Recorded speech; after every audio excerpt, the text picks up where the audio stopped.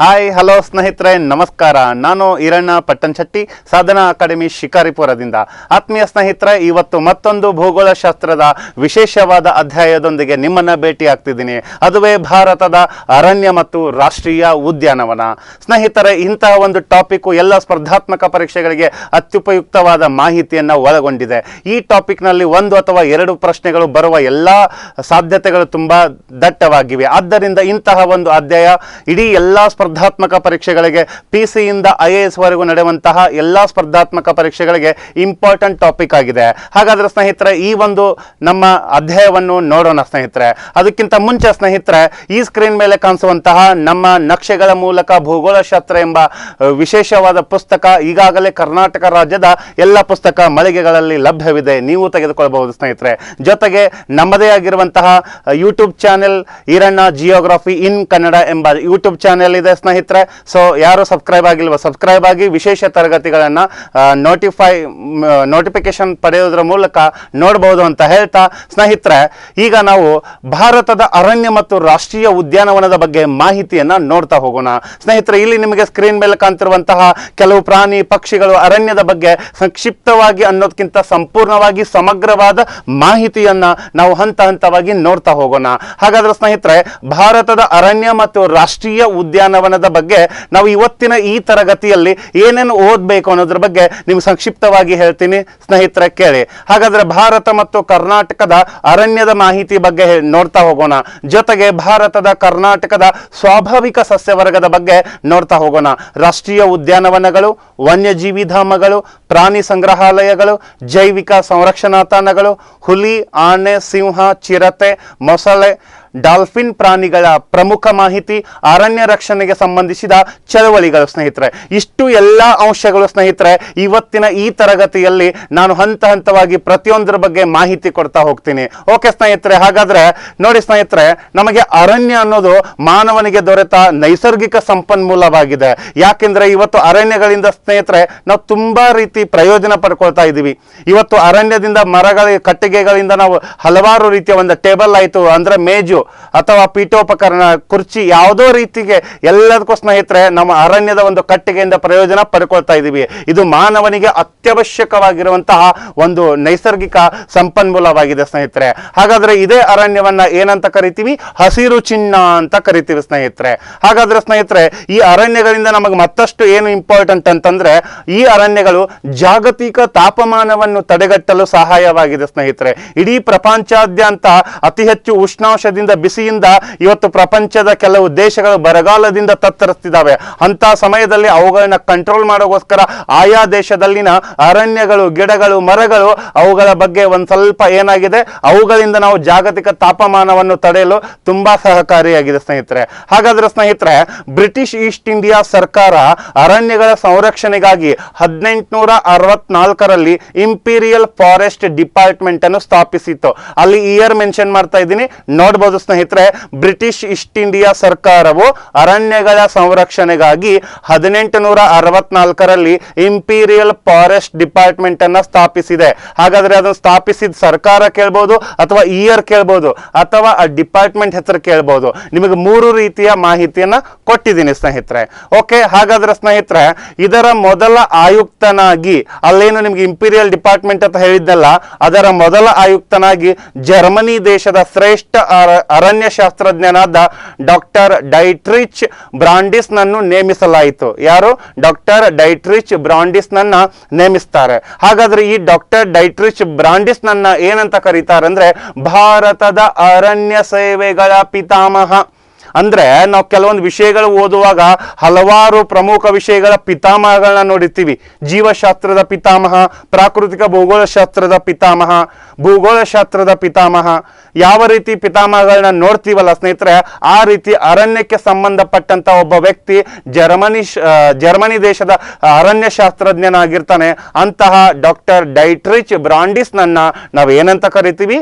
ಭಾರತದ ಅರಣ್ಯ ಸೇವೆಗಳ ಪಿತಾಮಹ ಅಂತ ಕರಿತೀವಿ ಸ್ನೇಹಿತರೆ. ಹಾಗಾದ್ರೆ 1894ರಲ್ಲಿ 1894ರಲ್ಲಿ ಅದೇ ಬ್ರಿಟಿಷ್ ಈಸ್ಟ್ ಇಂಡಿಯಾ ಕಂಪನಿ ಅರಣ್ಯಗಳ ಸಂರಕ್ಷಣೆಗಾಗಿ ಪ್ರಪಂಚದಲ್ಲಿ ಮೊಟ್ಟ ಮೊದಲ ಬಾರಿಗೆ ಅರಣ್ಯ ಕಾಯ್ದೆಯನ್ನ ಜಾರಿಗೊಳಿಸಿತು.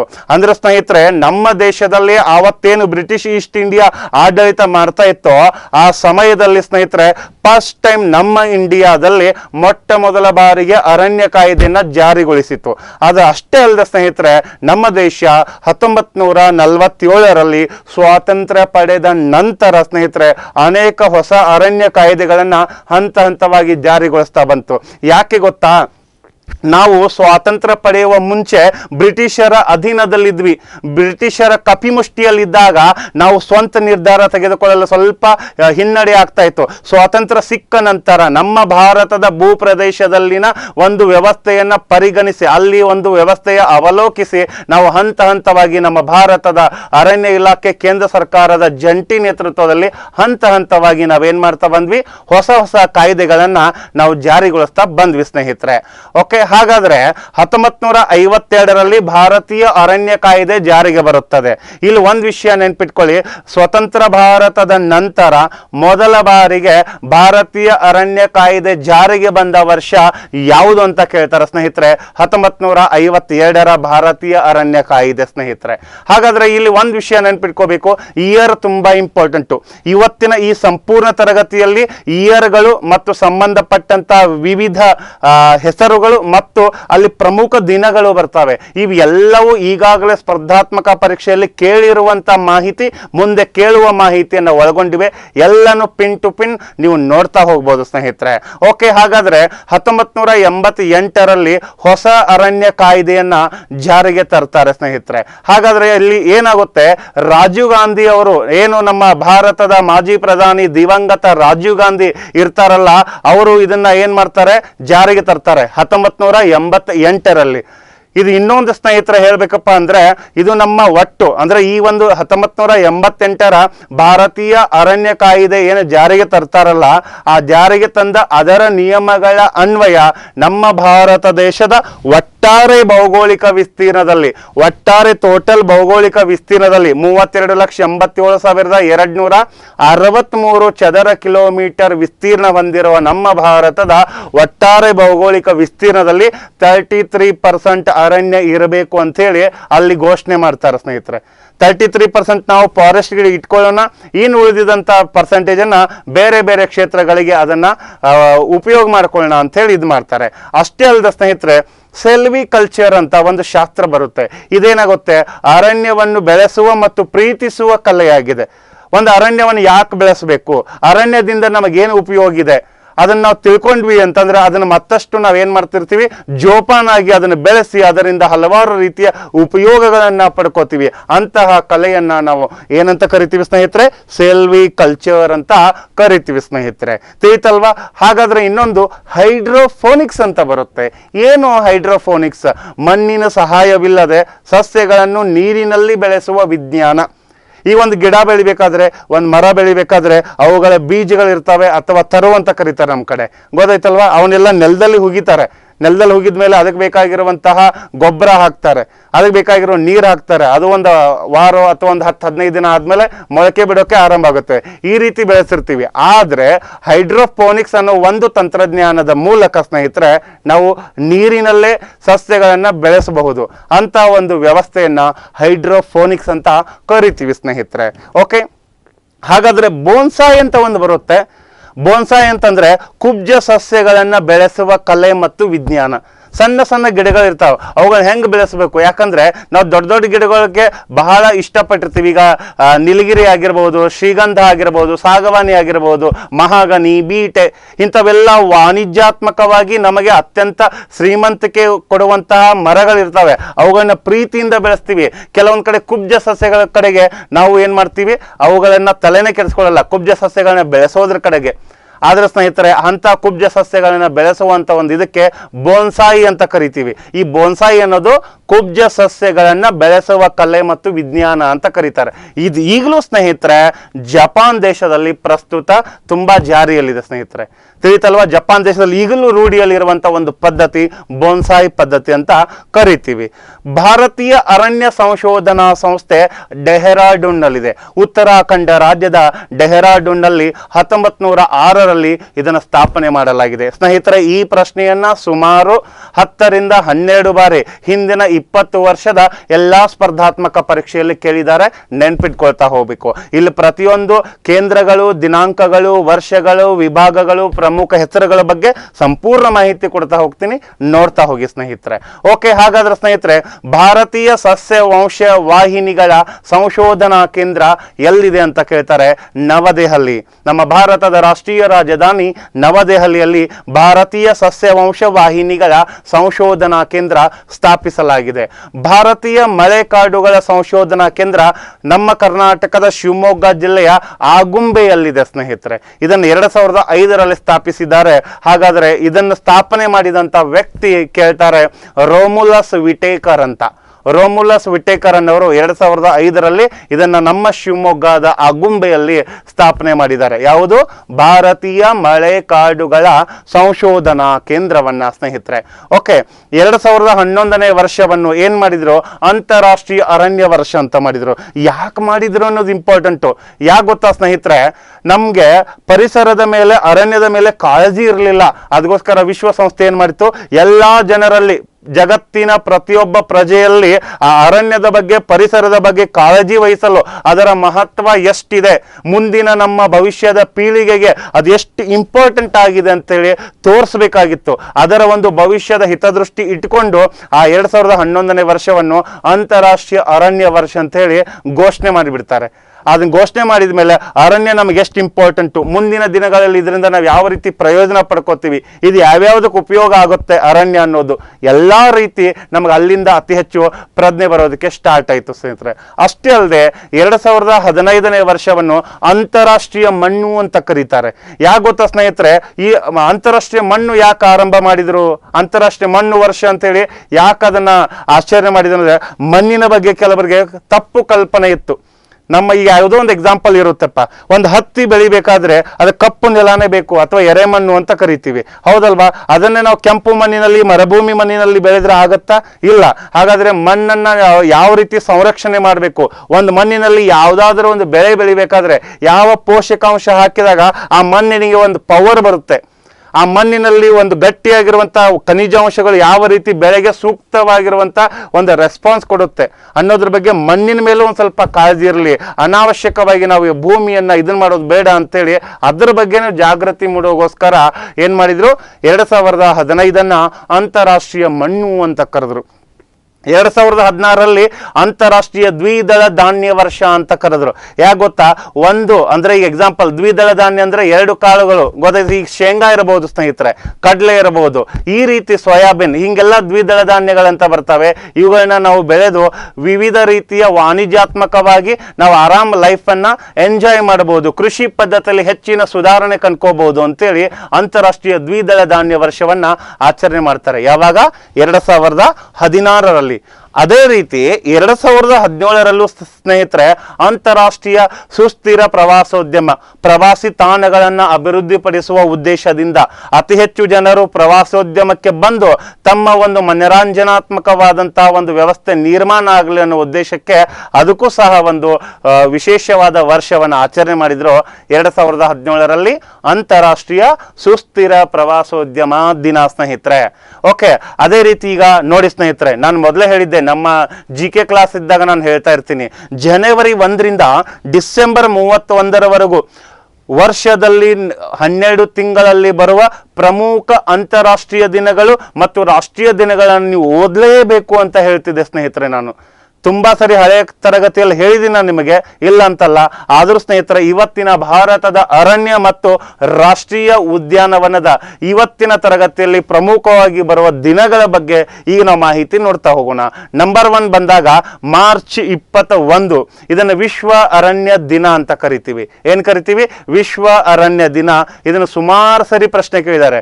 ವರ್ಷದಲ್ಲಿ ನಡೆಯುವಂತಹ ರಾಜ್ಯ ಮತ್ತು ಕೇಂದ್ರ ಸರ್ಕಾರದ ವಿವಿಧ ಹುದ್ದೆಗಳ ಸ್ಪರ್ಧಾತ್ಮಕ ಪರೀಕ್ಷೆಯಲ್ಲಿ ಮಿನಿಮಮ್ 15 ಸರಿ ರಿಪೀಟ್ ಆಗಿರುತ್ತೆ. ನೀವು ಯಾವತ್ತೂ ಮರೆಯೋಕೆ ಹೋಗಬಾರ್ದು. ತಿಳಿತಲ್ವಾ? ಇಲ್ಲಿ ಮಾರ್ಚ್ 21 ವಿಶ್ವ ಅರಣ್ಯ ದಿನ ಇದೆ. ಎರಡನೇದು ಮಾರ್ಚ್ 22 ವಿಶ್ವ ಜಲ ದಿನ ಇದೆ. ವಿಶ್ವ ಜಲ ದಿನ ಯಾಕೆ ಸ್ನೇಹಿತರೆ? ನೀರಿನ ಬಗ್ಗೆ ನಾವು ತುಂಬಾ ಇದನ್ನ ಮಾಡ್ತಾ ಇದ್ವಿ. ಯಾಕಂದ್ರೆ ಅನಾವಶ್ಯಕವಾಗಿ ನೀರನ್ನ ದುರುಪಯೋಗ ಮಾಡ್ಕೊಳ್ತಾ ಇದ್ವಿ. ನೀರು ಎಷ್ಟು ಬೇಕೋ ಅಷ್ಟೇ ಯೂಸ್ ಮಾಡ್ಕೊಳ್ತಿರ್ಲಿಲ್ಲ. ಯಾಕಂದ್ರೆ ನಮ್ಮಲ್ಲಿ ಹಳ್ಳಗಳು, ಕೊಳ್ಳಗಳು, ನದಿಗಳು ತುಂಬಿ ಹರಿತಾ ಇರ್ತವೆ, ಬೋರ್ಗರಿತ ಹರಿತಾ ಹೋಗ್ತಿರ್ತವೆ. ಆದರೆ ಆ ಮನುಷ್ಯ ತನಗೆ ಎಷ್ಟು ಬೇಕೋ ಅಷ್ಟೇ ಉಪಯೋಗಿಸ್ಕೊತಿರ್ಲಿಲ್ಲ. ಅನಾವಶ್ಯಕವಾಗಿ ಆ ನೀರನ್ನ ದುರುಪಯೋಗ ಮಾಡಿಕೊಂಡು ಇದನ್ನ ಮಾಡ್ತಿದ್ರು. ಆದರೆ ಒಂದು ವಿಷಯ ನೆನ್ಪಿಟ್ಕೊಳ್ಳಿ, ಕೆಲವೊಂದು ದೇಶಗಳಲ್ಲಿ ಸ್ನೇಹಿತರೆ ಒಂದು ಹನಿ ಕುಡಿಯುವ ನೀರಿಗಾಗಿ ಪರದಾಟ ನಡೀತಾ ಇದೆ. ಇವತ್ತು ನಾವು ಏನೋ ನಮ್ಮ ಭಾರತೀಯರು ಹಿಂದೂ ಮಹಾಸಾಗರ, ಅರಬ್ಬಿ ಸಮುದ್ರ, ಬಂಗಾಳ ಕೊಲ್ಲಿಯ ಮಧ್ಯದಲ್ಲಿರುವ ಪರ್ಯಾಯ ಪ್ರಸ್ಥಭೂಮಿ ಮತ್ತು ಉತ್ತರ ಭಾರತದ ಮಹಾ ಮೈದಾನಗಳ ವ್ಯಾಪಿಸಿರುವಂತಹ ಜಂಬೂ ದೇಶ ಅಂತ ಕರೆಯಲ್ಪಡುವ ನಮ್ಮ ಭಾರತದಲ್ಲಿ ತುಂಬಾ ಜಲ ಸಂಪದ್ಭರಿತವಾದ ನದಿಗಳು, ಹಳ್ಳಗಳು, ಕೊಳ್ಳಗಳು ತುಂಬಿ ಹರಿತಾ ಇದ್ದಾವೆ.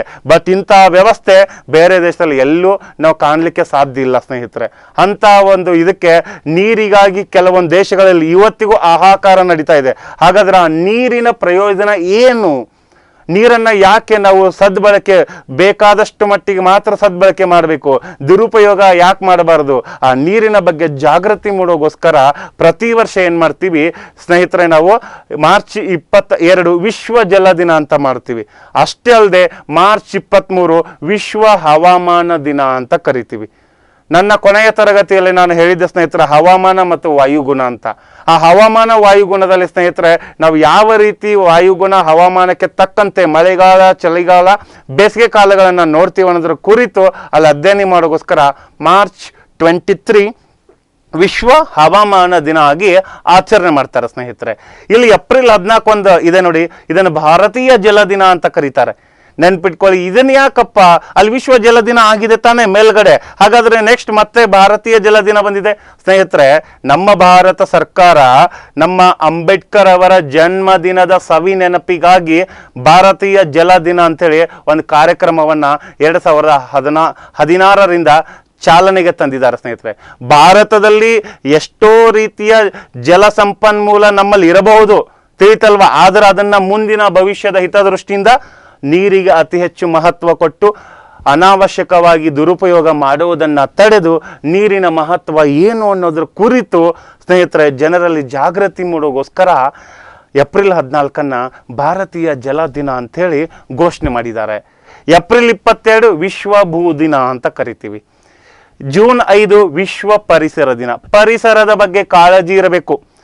ಈಗೆಲ್ಲ ನೀವು ನೋಡ್ತಿರ್ಬಹುದು ಸ್ನೇಹಿತರೆ, ವಿಶ್ವ ಪರಿಸರ ದಿನ ಜೂನ್ 5 ಅಂತ ಬಂತು ಅಂದ್ರೆ ನಮ್ಮ ಸ್ಕೂಲ್ಗಳಲ್ಲಿ ವಿದ್ಯಾರ್ಥಿಗಳಿಗೆ ಶಿಕ್ಷಕರು ಅವರ ಒಂದು ಮೈದಾನದಲ್ಲಿ ಒಂದೊಂದು ಗಿಡಗಳನ್ನು ನೆಡಲು ಹೇಳ್ತಾರೆ. ಅವತ್ತು ಒಂದೇ ದಿನ ನೆಡೋದಲ್ಲ, ನಿಮ್ಮ ಮನೆಯ ಅಕ್ಕಪಕ್ಕದಲ್ಲಿ, ನಿಮ್ಮ ಮನೆಯ ಅಂಗಳದಲ್ಲಿ, ನಿಮ್ಮ ಹೊಲಗಳಲ್ಲಿ ಎಲ್ಲ ರೀತಿಯ ನೀವು ಗಿಡಗಳನ್ನ ನೆಡ್ತಾ ಇದ್ರೆ ನಮ್ಮ ವಿಶ್ವದಲ್ಲಿ ಎಲ್ಲ ರೀತಿಯ ಪರಿಸರ ಉತ್ತಮವಾಗಿ ಬೆಳೆದು ಜಾಗತಿಕ ತಾಪಮಾನವನ್ನು ತಡಿಬಹುದು ಸ್ನೇಹಿತರೆ. ನಾವು ತಿಳಿತಲ್ವಾ? ಅದಕ್ಕೋಸ್ಕರ ವಿಶ್ವ ಪರಿಸರ ದಿನ, ವಿಶ್ವದಲ್ಲಿ ಪರಿಸರದ ಬಗ್ಗೆ ಜಾಗೃತಿ ಮೂಡಿಸಲು ಜೂನ್ 5 ವಿಶ್ವ ಪರಿಸರ ದಿನವಾಗಿ ಆಚರಣೆ ಮಾಡ್ತಾರೆ. ಓಕೆ, ಹಾಗಾದ್ರೆ ದೇಶದ ಮೊಟ್ಟ ಮೊದಲ ಸೂಕ್ತ ಅರಣ್ಯ ಪ್ರದೇಶವನ್ನ ಛತ್ತೀಸ್ಗಢ ರಾಜ್ಯದ ರಾಯ್ಪುರದಲ್ಲಿ ಪ್ರಾರಂಭಿಸಲಾಗಿದೆ. ಛತ್ತೀಸ್ಗಢ ರಾಜ್ಯದ ರಾಯ್ಪುರ್ನಲ್ಲಿ ಪ್ರಾರಂಭಿಸಲಾಗಿದೆ. ಯಾವಾಗ ಅಂದ್ರೆ ಜೂನ್ 18, 2017ರಂದು.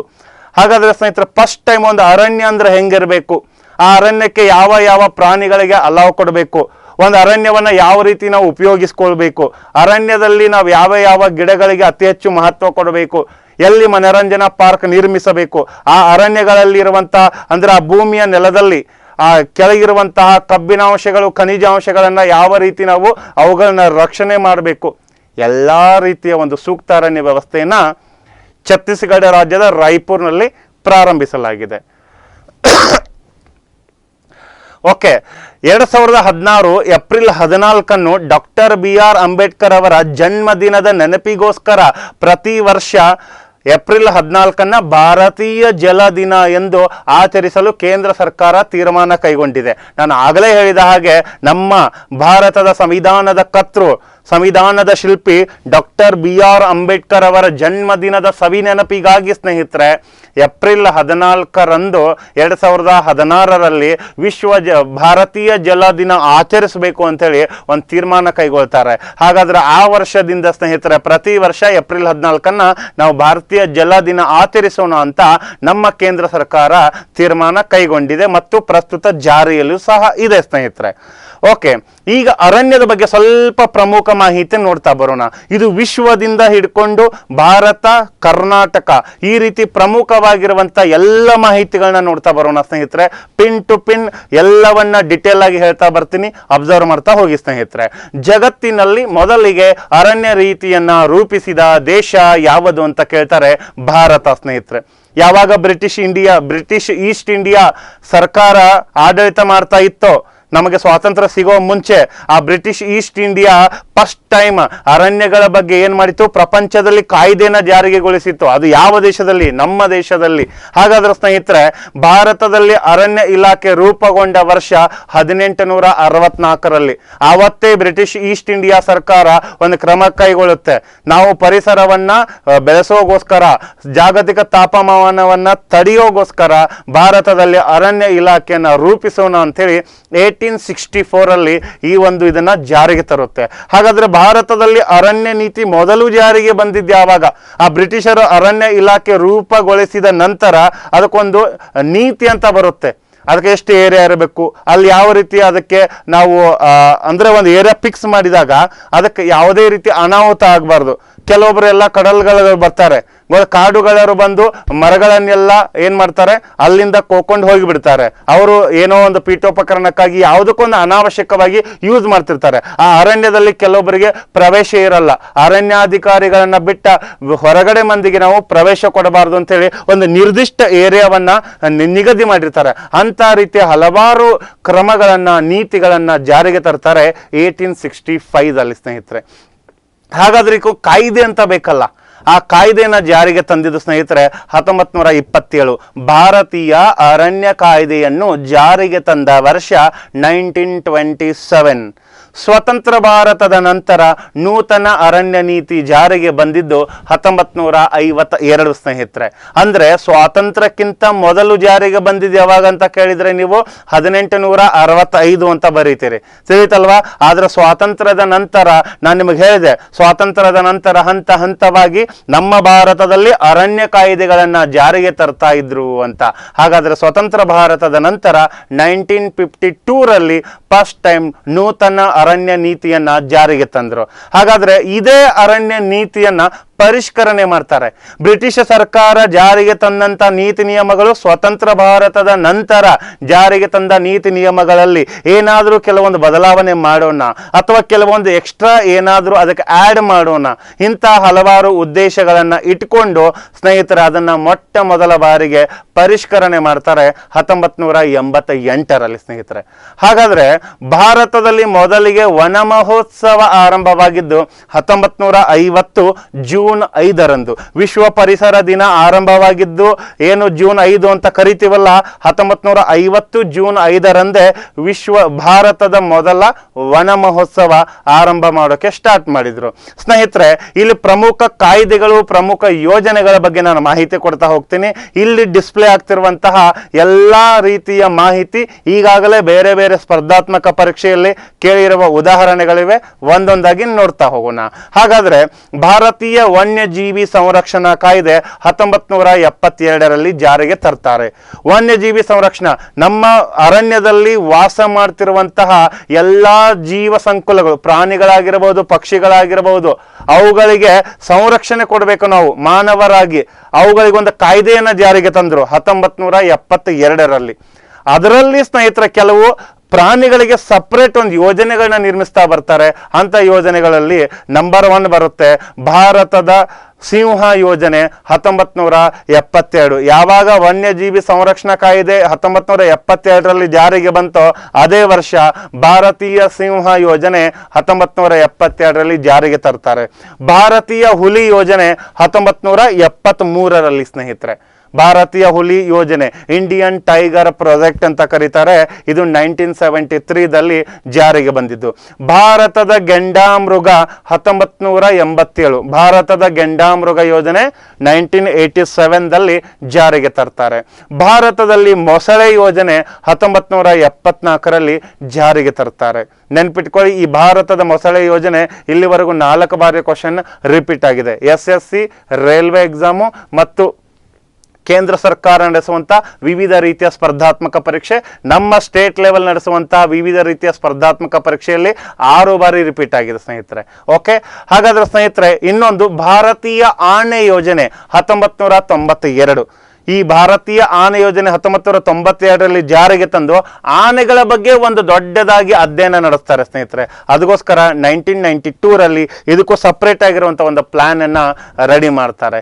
ಹಾಗಾದ್ರೆ ನಮ್ಮ ಭಾರತದಲ್ಲಿ ಮೊದಲಿಗೆ ಆನೆ ಗಣತಿ ಆರಂಭವಾಗಿದ್ದು 2017ರಲ್ಲಿ. 2017ರಲ್ಲಿ ಅರಣ್ಯದ ವಿಷಯವನ್ನ ಸಮವರ್ತಿ ಪಟ್ಟಿಗೆ ಸೇರಿಸಿದ್ದು ಯಾವಾಗ ಅಂತ ಕೇಳ್ತಾರೆ.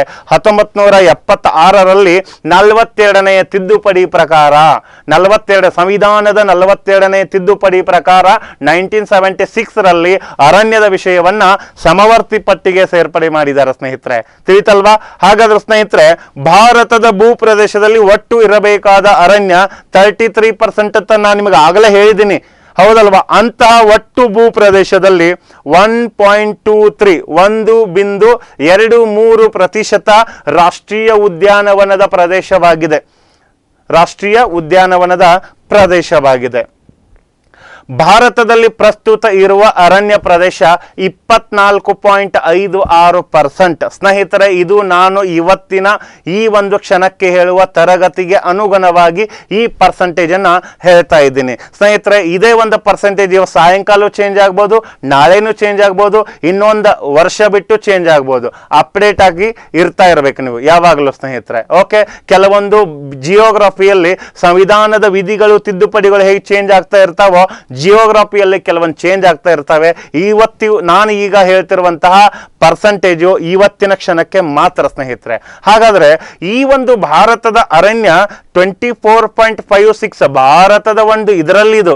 ಹಾಗಾದ್ರೆ ಇದನ್ನು ವಿಶ್ವಕ್ಕೆ ಹೋಲಿಸಿದಾಗ, ಜಗತ್ತಿನ ಎಲ್ಲಾ ದೇಶಗಳಿಗೆ ಹೋಲಿಸಿದಾಗ ಕೇವಲ 1.8% ನೋಡ್ತೀವಿ. ಏಷ್ಯಾ ಖಂಡಕ್ಕೆ ಹೋಲಿಸಿದಾಗ 15% ಅರಣ್ಯ ನಮ್ಮ ಭಾರತದಲ್ಲಿ ಇರೋದನ್ನ ನಾವು ನೋಡ್ತೀವಿ ಸ್ನೇಹಿತರೆ. ಹಾಗಾದ್ರೆ ಕರ್ನಾಟಕದಲ್ಲಿ ಮಾತ್ರ ಇರುವಂತಹ ಒಟ್ಟು ಪರ್ಸೆಂಟೇಜ್ ಅಂದ್ರೆ ನಮ್ಮ ಭಾರತ ದೇಶದ ಎಲ್ಲಾ ರಾಜ್ಯಗಳಿಗೆ ಹೋಲಿಕೆ ಮಾಡಿದಾಗ ನಮ್ಮ ಕರ್ನಾಟಕ ಒಟ್ಟು ಹೊಂದಿರುವಂತಹ ಪರ್ಸೆಂಟೇಜ್ ನೋಡ್ತಾ ಹೋದಾಗ ಸ್ನೇಹಿತರೆ ಅದು 5.82 ಅಂತ ಬರುತ್ತೆ. ಆದ್ರೆ ಸ್ನೇಹಿತರೆ ನಮ್ಮ ಭೂ ಪ್ರದೇಶವನ್ನ ಪರಿಗಣಿಸಬೇಕಲ್ಲ ನಾವು. ತಿಳಿತಲ್ವಾ? ನಮ್ಮ ಭೂಪ್ರದೇಶ ಇಡೀ ಕರ್ನಾಟಕದ ಅಷ್ಟ ದಿಕ್ಕುಗಳಲ್ಲಿ ಕರ್ನಾಟಕವನ್ನ ಪರಿಗಣಿಸಿದಾಗ ರಾಜ್ಯದ ಒಟ್ಟು ಭೂಪ್ರದೇಶದಲ್ಲಿ ನಾವು ಹೊಂದಿರುವ ಒಟ್ಟು ಅರಣ್ಯ ಪ್ರತಿಶತ 22.62%. 43,356 ಚದರ ಕಿಲೋಮೀಟರ್ ವಿಸ್ತೀರ್ಣ ನಮ್ಮ ರಾಜ್ಯದಲ್ಲಿ ಏನಾಗಿದೆ, ಅರಣ್ಯ ಹೊಂದಿದೆ. ಹಾಗಾದ್ರೆ ಪ್ರಪಂಚದಲ್ಲಿ ಅತಿ ಹೆಚ್ಚು ಅರಣ್ಯ ಹೊಂದಿರುವ ದೇಶ ಯಾವುದು ಕೇಳ್ತಾರೆ? ರಷ್ಯಾ ಸ್ನೇಹಿತರೆ. ಜಗತ್ತಿನ ಅತಿ ದೊಡ್ಡ ದೇಶ ಯಾವುದು? ರಷ್ಯಾ ತಾನೆ. ನಾನು ನಿಮ್ಗೆ ಹೇಳಿದ್ನಲ್ಲ ರುಕುಬಾಯಿ ಅಂತ, ಅದೇ ರಷ್ಯಾ ಬಂದಿತ್ತಲ್ಲ, ಆ ರಷ್ಯಾ ಸ್ನೇಹಿತರೆ ನಮ್ಮ ಏಷ್ಯಾ ಖಂಡದಲ್ಲೂ ಯುರೋಪ್ ಖಂಡದಲ್ಲಿದೆ. ಆದ್ದರಿಂದ ರಷ್ಯಾವನ್ನ ಯುರೇಷಿಯಾ ಅಂತ ಕರೀತಾರೆ. ಯುರೋಪ್ ಮತ್ತು ಏಷ್ಯಾ ಖಂಡವನ್ನ ಯುರೇಷಿಯಾ ಅಂತ ಕರೀತಾರೆ. ಅಂತಹ ರಷ್ಯಾ ಜಗತ್ತಿನ ವಿಸ್ತೀರ್ಣದಲ್ಲಿ ಅತಿ ಹೆಚ್ಚು ವಿಸ್ತೀರ್ಣ ಹೊಂದಿರುವುದು ಅಲ್ಲದೆ ಅತಿ ಹೆಚ್ಚು ಅರಣ್ಯವನ್ನು ಹೊಂದಿರೋ ಸಹ ರಷ್ಯಾನ ಇದೆ. ಅದರ ಬಗ್ಗೆ ಸ್ನೇಹಿತರೆ ತುಂಬಾ ಮಾಹಿತಿ ಇದೆ, ಮುಂದಿನ ಇದರಲ್ಲಿ ಹೇಳ್ತೀನಿ. ಹಾಗಾದ್ರೆ ಜಗತ್ತಿನಲ್ಲಿ ಅತಿ ಕಡಿಮೆ ಅರಣ್ಯ ಹೊಂದಿರುವ ದೇಶ ಯಾವುದು ಕೇಳ್ತಾರೆ. ಈಗ ಅತಿ ಬಿಗ್ಗೆಸ್ಟ್ ನೋಡಿದೀವಾ, ಈಗ ತುಂಬಾ ಕಡಿಮೆ, ಅತ್ಯಂತ ಕಡಿಮೆ ಅರಣ್ಯ ಹೊಂದಿರುವ ದೇಶ ವ್ಯಾಟಿಕನ್ ಸಿಟಿ. ಡಿಯರ್ ಫ್ರೆಂಡ್ಸ್, ಜಗತ್ತಿನ ಅತಿ ಚಿಕ್ಕ ದೇಶ ವ್ಯಾಟಿಕನ್ ಸಿಟಿ ತಾನೆ. ಹಾಗಿದ್ಮೇಲೆ ಸ್ನೇಹಿತರೆ ವ್ಯಾಟಿಕನ್ ಸಿಟಿ ಅತ್ಯಂತ ಕಡಿಮೆ ಅರಣ್ಯ ಹೊಂದಿರುವ ದೇಶ. ಭಾರತದಲ್ಲಿ ಅತಿ ಹೆಚ್ಚು ಅರಣ್ಯ ಹೊಂದಿರುವ ರಾಜ್ಯ ಯಾವುದು ಕೇಳ್ತಾರೆ, ಮಧ್ಯಪ್ರದೇಶ. ಎರಡನೇದು ಕೇಳಿದ್ರೆ ಅರುಣಾಚಲ ಪ್ರದೇಶ ಸ್ನೇಹಿತರೆ. ಯಾಕಂದ್ರೆ ಕೆಲವೊಂದು ಎಕ್ಸಾಮ್ಗಳಲ್ಲಿ ಕೇವಲ ಒಂದೇದು ಕೇಳ್ತಾನೆ ಅಂತ ಹೇಳಕ್ಕಾಗಲ್ಲ, ಅಲ್ಲಿ ನಿಮಗೆ ಎರಡನೇದು ಸಹ ಹೇಳಿದ್ದೀನಿ, ಅರುಣಾಚಲ ಪ್ರದೇಶ. ಈಗ ಅವನು ಏನ್ ಮಾಡ್ತಾನೆ ಗೊತ್ತಾ, ಅರುಣಾಚಲ ಪ್ರದೇಶ, ಪಶ್ಚಿಮ ಬಂಗಾಳ, ಅದೇ ರೀತಿ ಪಂಜಾಬ, ಅದೇ ರೀತಿ ಕರ್ನಾಟಕ ಅಂತ 4 ಆಪ್ಷನ್ ಕೊಡ್ತಾನೆ. ತಿಳಿತಲ್ವಾ? ಈ ರೀತಿ ಕೊಟ್ಟಾಗ ಸ್ನೇಹಿತರೆ ಈ ಕೆಳಗಿನ ಯಾವುದು ಅತಿ ಹೆಚ್ಚು ಅರಣ್ಯವನ್ನು ಹೊಂದಿದೆ ಅಂತ ಪ್ರಶ್ನೆ ಕೇಳ್ತಾನೆ. ಫಸ್ಟ್ ಆಪ್ಷನ್ ಮಧ್ಯಪ್ರದೇಶ ಇಲ್ಲ ನಿಮಗೆ, ಹೌದಲ್ವಾ? ಹಾಗಿದ್ಮೇಲೆ ಎರಡನೇ ಆಪ್ಷನ್ ಏನಿದೆ, ಅರುಣಾಚಲನೇ ಅಲ್ಲಿ ಫಸ್ಟ್ ಕೊಟ್ಟಿರ್ತಾನೆ. ಅರುಣಾಚಲ ಪ್ರದೇಶ ಕೊಟ್ಟಿರ್ತಾನೆ, ಪಂಜಾಬ ಕೊಟ್ಟಿರ್ತಾನೆ, ಹರಿಯಾಣ ಕೊಟ್ಟಿರ್ತಾನೆ, ಕರ್ನಾಟಕ ಕೊಡ್ತಾನೆ. ಇಲ್ಲಿ ನೀವೇನ್ ಮಾಡಬೇಕು, ನೀವು ಓದುವಾಗ ಒಂದನೇದು ಎರಡನೇದು ಓದಿದ್ ನೆನಪಾಗಿರುತ್ತೆ, ಆವಾಗ ನೀವೇನ ಮಾಡಬೇಕು, ಅರುಣಾಚಲ ಪ್ರದೇಶ ಹಾಕ್ಬೇಕು. ಅದಕ್ಕೋಸ್ಕರ ಸ್ನೇಹಿತರೆ ಒಂದನೇದು ಕೇಳ್ಬೋದು, ಎರಡನೇದು ಕೇಳ್ಬೋದು. ಅದಕ್ಕೆ ನಿಮಗೆ ಎರಡೆರಡು ಕೊಟ್ಟಿದ್ದೀನಿ. ಅದೇ ರೀತಿ ದೇಶದಲ್ಲಿ ಅತಿ ಹೆಚ್ಚು ಅರಣ್ಯ ಹೊಂದಿರುವ ಕೇಂದ್ರಾಡಳಿತ ಪ್ರದೇಶ ಯಾವುದು ಅಂತ ಕೇಳ್ತಾರೆ, ಅಂಡಮಾನ್ ನಿಕೋಬಾರ್ ಸ್ನೇಹಿತರೆ. ತಿಳಿತಲ್ವ? ನಮ್ಮ ಬಂಗಾಳ ಕೊಲ್ಲಿ ಭಾಗದಲ್ಲಿ ಬರುವಂತಹ ಅಂಡಮಾನ್ ನಿಕೋಬಾರ್ ಭಾರತ ದೇಶದಲ್ಲಿ ಅತಿ ಹೆಚ್ಚು ಅರಣ್ಯ ಹೊಂದಿರುವ ಕೇಂದ್ರಾಡಳಿತ ಪ್ರದೇಶ. ಒಂದು ನೆನ್ಪಿಟ್ಕೊಳ್ಳಿ, ರಾಜ್ಯ ಅಂತ ಬಂದಾಗ ನೀವೇನ್ ಮಾಡಬೇಕು, ಮಧ್ಯಪ್ರದೇಶ ಅಂತ ಬರಿಬೇಕು. ಕೇಂದ್ರಾಡಳಿತ ಪ್ರದೇಶ ಬಂದಾಗ ಅಂಡಮಾನ್ ನಿಕೋಬಾರ್ ಅಂತ ಬರಿಬೇಕು. ಈಗ ದೇಶದಲ್ಲಿ ಅತಿ ಕಡಿಮೆ ಅರಣ್ಯ ಹೊಂದಿರುವ ರಾಜ್ಯ ಯಾವುದು ಅಂತ ಕೇಳ್ತಾರೆ, ಹರಿಯಾಣ. ಎರಡನೇದು ಯಾವುದು ಅಂದ್ರೆ ಪಂಜಾಬ್ ಸ್ನೇಹಿತರೆ. ಅತಿ ಹೆಚ್ಚು ಮಧ್ಯಪ್ರದೇಶ, ಅತಿ ಕಡಿಮೆ ಹರಿಯಾಣ. ಈ ಕೇಂದ್ರಾಡಳಿತ ಪ್ರದೇಶ ಬಂದಾಗ ಅತಿ ಹೆಚ್ಚು ಅಂಡಮಾನ್ ನಿಕೋಬಾರ್ ಸ್ನೇಹಿತರೆ. ತಿಳಿತಲ್ವಾ? ಅದೇ ರೀತಿ ದಕ್ಷಿಣ ಭಾರತದಲ್ಲಿ ಅತಿ ಹೆಚ್ಚು ಅರಣ್ಯ ಹೊಂದಿರುವ ರಾಜ್ಯ ಯಾವುದು ಕೇಳ್ತಾರೆ, ಗೋವಾ. ಯಾವುದು? Goa is the highest having forest in south India. Okay. ಅದೇ ರೀತಿ ದಕ್ಷಿಣ ಭಾರತದಲ್ಲಿ ಅತಿ ಕಡಿಮೆ ಅರಣ್ಯ ಹೊಂದಿರುವ ರಾಜ್ಯ ಆಂಧ್ರ ಪ್ರದೇಶ. ಯಾವುದು? Andhra Pradesh. This is the lowest having forest in south India. ಕರ್ನಾಟಕದಲ್ಲಿ ಅತಿ ಹೆಚ್ಚು ಅರಣ್ಯ ಹೊಂದಿರುವ ಜಿಲ್ಲೆ ನಿಮಗೆಲ್ಲ ಗೊತ್ತಿದ್ದೇ ಇರುತ್ತೆ ಸ್ನೇಹಿತರೆ, ಉತ್ತರ ಕನ್ನಡ. ಕಾರವಾರ ಡಿಸ್ಟಿಕ್ ಅಂತ ಏನು ಕರಿತೀವಿಲ್ಲ, ಈ ಉತ್ತರ ಕನ್ನಡ ನಮ್ಮ ಕರ್ನಾಟಕದಲ್ಲಿ ಅತಿ ಹೆಚ್ಚು ಅರಣ್ಯ ಹೊಂದಿರುವಂತಹ ಜಿಲ್ಲೆಯಾಗಿದೆ. ಹಾಗಾದ್ರೆ ಸ್ನೇಹಿತರೆ ಇದು ಏನಾಗಿದೆ, ನಮ್ಮ ಕರ್ನಾಟಕದಲ್ಲಿರುವ ಒಟ್ಟು ಅರಣ್ಯದ ಪ್ರತಿಶತದಲ್ಲಿ 80.6% ನಮ್ಮ ಉತ್ತರ ಕನ್ನಡ ಜಿಲ್ಲೆಯಲ್ಲೇ ದೊರಕುತ್ತೆ ಸ್ನೇಹಿತರೆ. ಹಾಗಾದ್ರೆ ಕರ್ನಾಟಕದಲ್ಲಿ ಅತಿ ಕಡಿಮೆ ಅರಣ್ಯ ಹೊಂದಿರುವ ಜಿಲ್ಲೆ ಯಾವುದು ಕೇಳ್ತಾರೆ, ವಿಜಯಪುರ ಸ್ನೇಹಿತರೆ. ಈ ವಿಜಯಪುರ ರಾಜ್ಯದ ಒಟ್ಟು 100% ಅರಣ್ಯ ಪ್ರತಿಶತದಲ್ಲಿ 0.7%, ಟೋಟಲ್ ಏರಿಯಾದಲ್ಲಿ 0. ಅಂದ್ರೆ ಟೋಟಲ್ ಫಾರೆಸ್ಟ್ ಏರಿಯಾದಲ್ಲಿ 0.7% ನಮ್ಮ ವಿಜಯಪುರದಲ್ಲಿ ಇರೋದನ್ನ ನಾವು ನೋಡ್ತೀವಿ. ಹಾಗಾದ್ರೆ ಸ್ನೇಹಿತರೆ ಇಲ್ಲೂ ಸಹ ಪ್ರಮುಖ ದಿನಗಳು ಮತ್ತೆ ಬಂದವು. ಸ್ವಲ್ಪ ಅನಲೈಸ್ ಮಾಡ್ತಾ ಹೋಗಿ ಸ್ನೇಹಿತರೆ. ಮೇ 15 ಅಂತಾರಾಷ್ಟ್ರೀಯ ಡೈನೋಸಾರಸ್ ದಿನ ಅಂತ ಕರಿತೀವಿ. ಜೂನ್ 17 ಅಂತಾರಾಷ್ಟ್ರೀಯ ಮೊಸಳೆ ದಿನ, ಇಂಟರ್ನ್ಯಾಷನಲ್ ಕ್ರೊಕೊಡೈಲ್. ಸ್ವಲ್ಪ ನೀವು ಇಂಗ್ಲಿಷ್ ಅನ್ನ ಓದ್ತಾ ಹೋಗಿ. ಕೆಲವೊಂದು ಸ್ಪರ್ಧಾತ್ಮಕ ಪರೀಕ್ಷೆಯಲ್ಲಿ ಆಂಗ್ಲ ಭಾಷೆಯ ಪದಗಳ ಮೇಲೆ ಪ್ರಶ್ನೆಗಳು ಅರೈಸ್ ಮಾಡ್ತಿರ್ತಾರೆ. ಅದಕ್ಕೋಸ್ಕರ ಸ್ನೇಹಿತರೆ ಇಲ್ಲಿ ಕೆಲವೊಂದು ವರ್ಡ್ಗಳು ಇಂಗ್ಲಿಷ್ ನಲ್ಲಿ ಹೇಳಬೇಕಾಗತ್ತೆ, ನೀವು ಸಹ ಓದ್ತಾ ಹೋಗ್ಬೇಕು. ಓಕೆ. ಜೂನ್ 17 ಏನು, ಇಂಟರ್ನ್ಯಾಷನಲ್ ಕ್ರೊಕೊಡೈಲ್ ಡೇ ಅಂತ ಕರಿತೀವಿ. ಜುಲೈ 29 ಇಂಟರ್ನ್ಯಾಷನಲ್ ಟೈಗರ್ ಡೇ, ಅಂತಾರಾಷ್ಟ್ರೀಯ ಹುಲಿ ದಿನ, ಜುಲೈ 29. ಆಗಸ್ಟ್ 10 ವಿಶ್ವ ಸಿಂಹ ದಿನ ಅಂತ ಕರಿತೀವಿ. ಏನು? ವಿಶ್ವ ಸಿಂಹ ದಿನ, ವರ್ಲ್ಡ್ ಲಾಯನ್ ಡೇ ಅಂತ ಕರಿತೀವಿ. World lion day. August 12 international elephant day, ಅಂತಾರಾಷ್ಟ್ರೀಯ ಆನೆ ದಿನ ಅಂತ ಕರಿತೀವಿ. ಅಕ್ಟೋಬರ್ 7 ರಾಷ್ಟ್ರೀಯ ಡಾಲ್ಫಿನ್ ದಿನ, ನ್ಯಾಷನಲ್ ಡಾಲ್ಫಿನ್ ಡೇ ಅಂತ ಕರಿತೀವಿ. ಅಕ್ಟೋಬರ್ 23 ಅಂತಾರಾಷ್ಟ್ರೀಯ ಚಿರತೆ ದಿನ, ಇಂಟರ್ನ್ಯಾಷನಲ್ ಲಿಯೋಫೋರ್ಡ್ ದಿನ ಅಂತ ಕರಿತೀವಿ ಸ್ನೇಹಿತರೆ. ಭಾರತದಲ್ಲಿ ಪ್ರಸ್ತುತ ಸ್ನೇಹಿತರೆ ರಾಷ್ಟ್ರೀಯ ಉದ್ಯಾನವನ, ವನ್ಯಜೀವಿ ಧಾಮ, ಪ್ರಾಣಿ ಸಂಗ್ರಹಾಲಯ, ಜೈವಿಕ ಸಂರಕ್ಷಣಾ ತಾಣಗಳು ಎಷ್ಟೆಷ್ಟಿವೆ ಅನ್ನೋದ್ರ ಬಗ್ಗೆ ಈಗ ಹೇಳ್ತಾ ಹೋಗ್ತೀನಿ. ಇವತ್ತಿನ ಇಲ್ಲಿ ಅಂಕಿ ಅಂಶಗಳು ಇವತ್ತಿನ ತರಗತಿಯ ಈ ಕ್ಷಣಕ್ಕೆ ಮಾತ್ರ ಇರುತ್ತವೆ ಸ್ನೇಹಿತರೆ. ಹಾಗಾದ್ರೆ ಸ್ನೇಹಿತರೆ ಒಟ್ಟು ಭಾರತದಲ್ಲಿರುವಂತಹ ರಾಷ್ಟ್ರೀಯ ಉದ್ಯಾನವನಗಳ ಸಂಖ್ಯೆ 104, ವನ್ಯಜೀವಿ ಧಾಮಗಳ ಸಂಖ್ಯೆ 537, ಪ್ರಾಣಿ ಸಂಗ್ರಹಾಲಯಗಳ ಸಂಖ್ಯೆ 275, ಜೈವಿಕ ಸಂರಕ್ಷಣಾ ತಾಣಗಳ ಸಂಖ್ಯೆ 18. ಇಲ್ಲಿ ಏನು ನಮ್ಮ ಭಾರತದಲ್ಲಿ ಪ್ರಸ್ತುತ 18 ಜೈವಿಕ ಸಂರಕ್ಷಣಾ ತಾಣಗಳಿವೆ. ಇದರಲ್ಲಿ 11 ಯುನೆಸ್ಕೋ ಪಾರಂಪರಿಕ ಪಟ್ಟಿಗೆ ಸೇರ್ಪಡೆ ಮಾಡಿದ್ದಾರೆ. ಆ ಯುನೆಸ್ಕೋ ಅಂತ ಏನಿದೆಯಲ್ಲ, United Nation Educational Scientifical Cultural Organization ಅಂತ ಯುನೆಸ್ಕೋ ಏನ್ ಕರಿತೀವೋ, ಇವ್ರು ಏನ್ ಮಾಡಿದ್ದಾರೆ, ನಮ್ಮ ಭಾರತ ದೇಶದಲ್ಲಿನ ಅರಣ್ಯ ಇಲಾಖೆಯಿಂದ ಮಾಹಿತಿ ತೆಗೆದುಕೊಂಡು ದೇಶದಲ್ಲಿರುವ 18 ಜೈವಿಕ ಸಂರಕ್ಷಣಾ ತಾಣಗಳಲ್ಲಿ 11 ಜೈವಿಕ ಸಂರಕ್ಷಣಾ ತಾಣಗಳನ್ನ ತನ್ನ ಅಧೀನದಲ್ಲಿ ಇಟ್ಟುಕೊಂಡು ಅವರ ಒಂದು ಆಡಳಿತ ವೈಖರಿಯನ್ನ ನಡೆಸ್ತಾ ಇರ್ತಾರೆ. ಹಾಗಾದ್ರೆ ಸ್ನೇಹಿತರೆ, ಆ ಜಂಟಿ ನೇತೃತ್ವದಲ್ಲಿ ಅಧಿಕಾರ ಚಲಾಯಿಸುವಾಗ ನಮ್ಮ ದೇಶದ 11 ಜೈವಿಕ ಸಂರಕ್ಷಣಾ ತಾಣಗಳನ್ನ ನಾವು ವರ್ಷ ಅದರಲ್ಲಿ ನೋಡ್ತಾ ಹೋಗ್ತಾ ಇದ್ದೀವಿ. ಹಾಗಾದ್ರೆ ಸ್ನೇಹಿತರೆ, ನೀಲಗಿರಿ ಜೈವಿಕ ಸಂರಕ್ಷಣಾ ತಾಣ ಇದೆ. ಈ ನೀಲಗಿರಿ ಜೈವಿಕ ಸಂರಕ್ಷಣಾ ತಾಣ ಅನ್ನೋದು ಒಂದು ತಮಿಳುನಾಡು, ಕೇರಳ, ಕರ್ನಾಟಕ. ಸ್ನೇಹಿತರೆ, ಇದು 2000ರಲ್ಲಿ ಯುನೆಸ್ಕೋ ಪಾರಂಪರಿಕ ಪಟ್ಟಿಗೆ ಸೇರಿದೆ. ಪ್ರಶ್ನೆ ಕೇಳ್ತಾನೆ, ಭಾರತ ದೇಶದ ಮೊಟ್ಟ ಮೊದಲ ಯುನೆಸ್ಕೋ ಪಾರಂಪರಿಕ ಪಟ್ಟಿಗೆ ಸೇರಿದ ಜೈವಿಕ ಸಂರಕ್ಷಣಾ ತಾಣ ಯಾವುದು ಅಂತ ಕೇಳ್ತಾರೆ ಸ್ನೇಹಿತರೆ. ನೀಲಗಿರಿ. ಈ ನೀಲಗಿರಿ ತಮಿಳುನಾಡು, ಕೇರಳ, ಕರ್ನಾಟಕ. ಹಾಗೂ ಕೇಳ್ಬೋದು ಸ್ನೇಹಿತರೆ, ನೀಲಗಿರಿ ಎಂಬ ಜೈವಿಕ ಸಂರಕ್ಷಣಾ ತಾಣ ಈ ಕೆಳಗಿನ ಯಾವ ರಾಜ್ಯಗಳ ನಡುವೆ ಸರಹದ್ದು ಹೊಂದಿದೆ, ಯಾವ ರಾಜ್ಯಗಳ ನಡುವೆ ತನ್ನ ವಿಸ್ತಾರವನ್ನ ವ್ಯಾಪಿಸಿದೆ ಅಂತಾನು ಕೇಳ್ಬೋದು. ಹೆಂಗೆ ಕೇಳ್ಬೋದು ಸ್ನೇಹಿತರೆ, ನೀವು ಮಾತ್ರ ಎಲ್ಲಾ ರೀತಿಯ ಪ್ರಶ್ನೆಗಳಿಗೆ ಉತ್ತರಿಸಲು ರೆಡಿ ಆಗ್ಬೇಕು. ಓಕೆ, ಎರಡನೇದು ನೋಡೋಣ ಸ್ನೇಹಿತರೆ, ಮನ್ನಾರ ಜೈವಿಕ ತಾಣ. ಈ ಮನ್ನಾರ ಜೈವಿಕ ಸಂರಕ್ಷಣಾ ತಾಣ ಇದು ತಮಿಳುನಾಡಿನಲ್ಲಿ 2001. ಅದೇ ರೀತಿ ಸುಂದರ್ಬನ್ ಪಶ್ಚಿಮ ಬಂಗಾಳದಲ್ಲಿ 2001.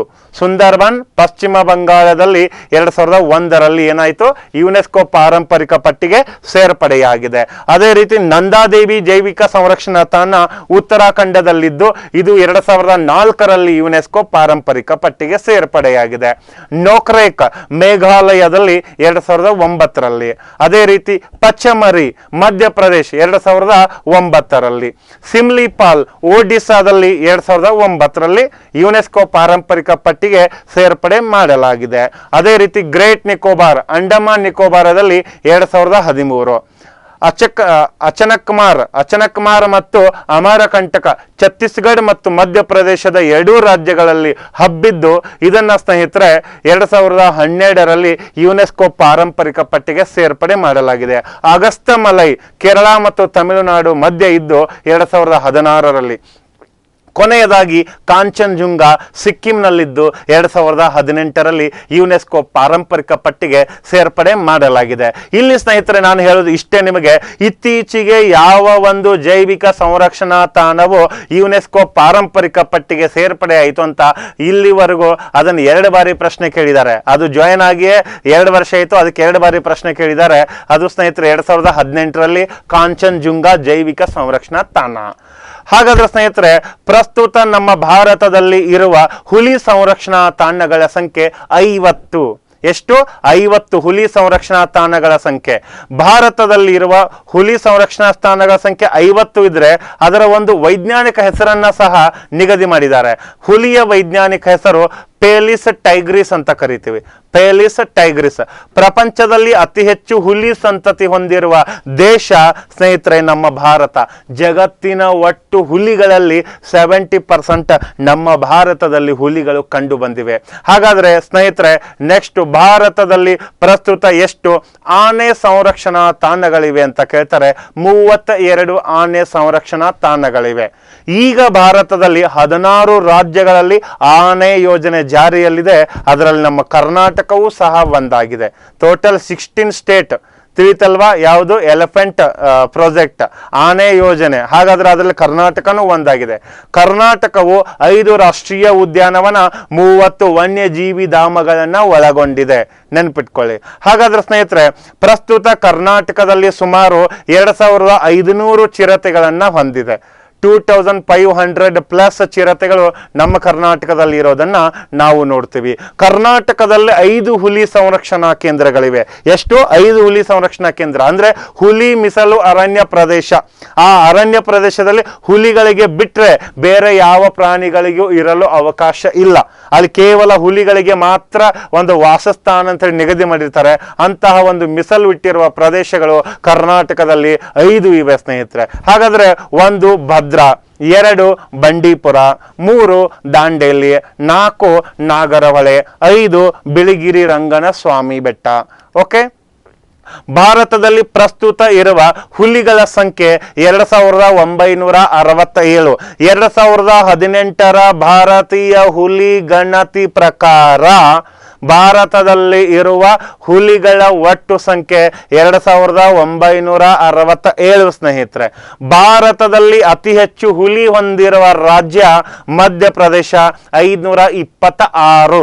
ನೆನ್ಪಿಟ್ಕೊಳ್ಳಿ, 526 tigers are there in MP Madhya Pradesh. ಕರ್ನಾಟಕದಲ್ಲಿ ಇರುವ ಪ್ರಸ್ತುತ ಹುಲಿಗಳ ಸಂಖ್ಯೆ 524. ಭಾರತದಲ್ಲಿ 2018 ಹುಲಿ ಗಣತಿ ಪ್ರಕಾರ ಅತಿ ಹೆಚ್ಚು ಹುಲಿಗಳನ್ನು ಹೊಂದಿರುವ 1ನೇ ರಾಜ್ಯ ಮಧ್ಯಪ್ರದೇಶ 526. 2ನೇ ರಾಜ್ಯ ನಮ್ಮ ಕರ್ನಾಟಕ 524. ಇದು ಹುಲಿ ಗಣತಿ ಅನ್ವಯ. ಸ್ನೇಹಿತರೆ, ಇಲ್ಲಿ ಇನ್ನೊಂದು, ವರ್ಷ ಅಲ್ಲಿರುವ ಹುಲಿಗಳಿಗೆ ಸಂತತಿಯ ಒಂದು ಇದರಲ್ಲಿ ಮತ್ತೆ ಹುಲಿಗಳಿಗೂ ಜನ್ಮ ನೀಡ್ತಾ ಹೋಗ್ತವೆ.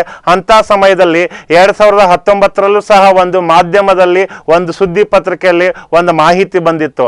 ಅತಿ ಹೆಚ್ಚು ಹುಲಿಗಳು ಈಗ ಕರ್ನಾಟಕದಲ್ಲಿ ಆಗಿದ್ದಾವೆ. ರಾಣಿ ಎಂಬ ಹುಲಿ 5 ಹುಲಿಗಳಿಗೆ ಜನ್ಮ ನೀಡಿದ್ದು ಪ್ರಸ್ತುತ ಕರ್ನಾಟಕದಲ್ಲಿ 529 ಆಗಿದ್ದಾವೆ ಅಂತ. ಅದು ವಾರ್ಷಿಕ ವರದಿ, ಗಣತಿ ವರದಿ ಅಲ್ಲ.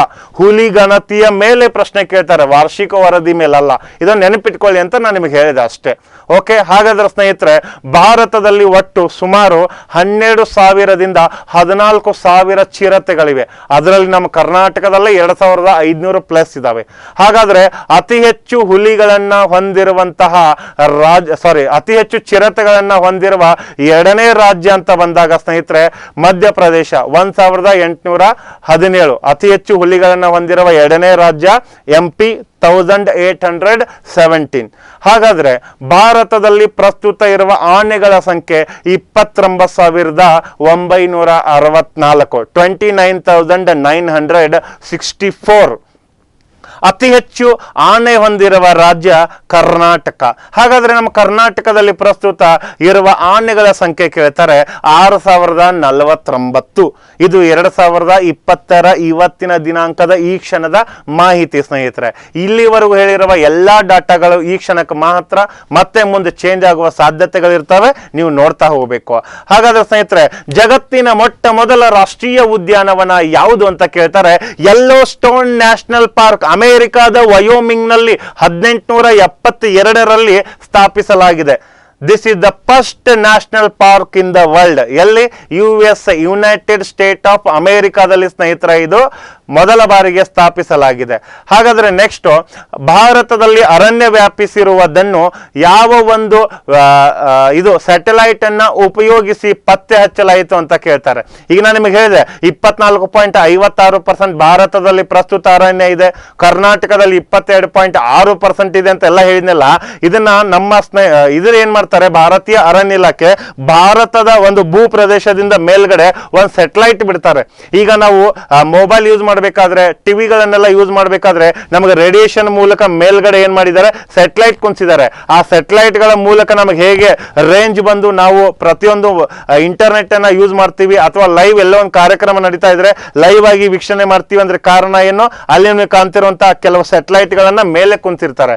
ಅಂತ ಸ್ಯಾಟಲೈಟ್ ಗಳನ್ನ ನಮ್ಮ ಭಾರತದಲ್ಲಿರುವ ಒಟ್ಟು ಅರಣ್ಯವನ್ನ ಕಂಡುಹಿಡಿಯೋದಕ್ಕೆ ಉಪಯೋಗ ಆಗಿದೆ. ಹಾಗಾದ್ರೆ ಇವತ್ತಿನ ಪ್ರಸ್ತುತ ಅರಣ್ಯದ ಬಗ್ಗೆ ನಮಗೆ ಇಷ್ಟು ಪರ್ಸೆಂಟೇಜ್ ಇದೆಪ್ಪ, ಯಾಕ ಇರಬೇಕಾಗಿದ್ದು 33, ಬಟ್ ಪ್ರಸ್ತುತ 24.56% ಅರಣ್ಯ ಇದೆ ಅಂತ ಹೇಳಿ ನಮಗೊಂದು ಸ್ಯಾಟಲೈಟ್ ಮಾಹಿತಿ ಕೊಡಿತು.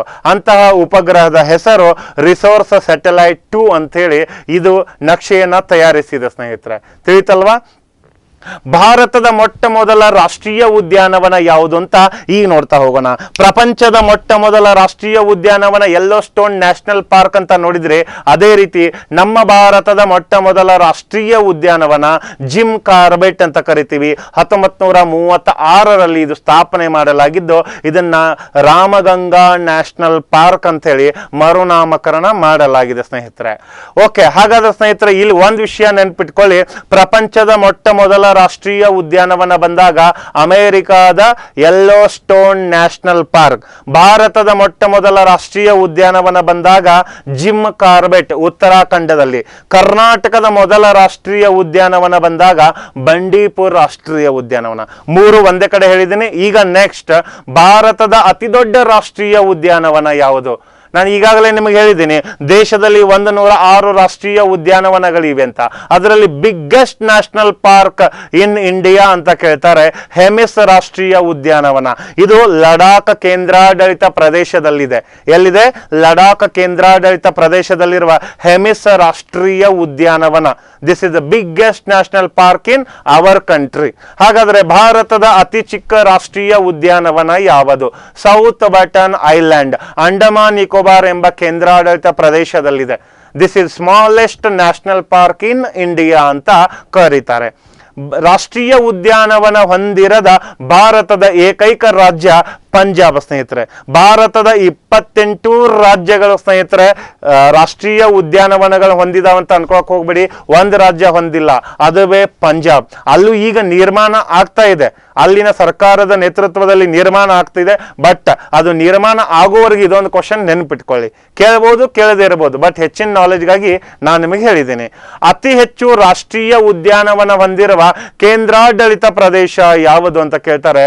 ಅಂಡಮಾನ್ ನಿಕೋಬಾರ್ 9. ನೆನ್ಪಿಟ್ಕೊಳ್ಳಿ. Which is the highest national park having in continental area, territory area ಅಂತ ಕೇಳ್ತಾರೆ, ಯೂನಿಯನ್ ಟೆರಿಟರಿ ಏರಿಯಾ. ಹಾಗಾದ್ರೆ ಸ್ನೇಹಿತರೆ ಅಂಡಮಾನ್ ನಿಕೋಬಾರ್ ಕೇಂದ್ರಾಡಳಿತ ಪ್ರದೇಶ 9 ರಾಷ್ಟ್ರೀಯ ಉದ್ಯಾನವನ ಹೊಂದಿದೆ. ಹಾಗಾದ್ರೆ ಇಲ್ಲಿ ನೀವು ಮ್ಯಾಪ್ ಮೂಲಕ ನೋಡ್ಬೋದು ಸ್ನೇಹಿತರೆ, ತಿಳಿತಲ್ವಾ? ಓಕೆ, ಇಲ್ಲಿ ಮ್ಯಾಪ್ ಮೂಲಕ ಪ್ರತಿಯೊಂದನ್ನ ನೀವು, ನಾನು ಅಲ್ಲಿ ಏನು ಈಗಾಗಲೇ ನಿಮ್ಗೆ ರಾಜ್ಯಗಳ ಬಗ್ಗೆ ಮತ್ತು ಇಂಪಾರ್ಟೆಂಟ್ ರಾಷ್ಟ್ರೀಯ ಉದ್ಯಾನವನ ಬಗ್ಗೆ ಹೇಳಿದಿನೋ, ಈ ಮ್ಯಾಪ್ ಮೂಲಕ ನೀವು ಅವುಗಳನ್ನೆಲ್ಲ ನೋಡ್ತಾ ಪಾಯಿಂಟ್ ಮಾಡ್ತಾ ಹೋಗ್ಬೇಕಾಗತ್ತೆ.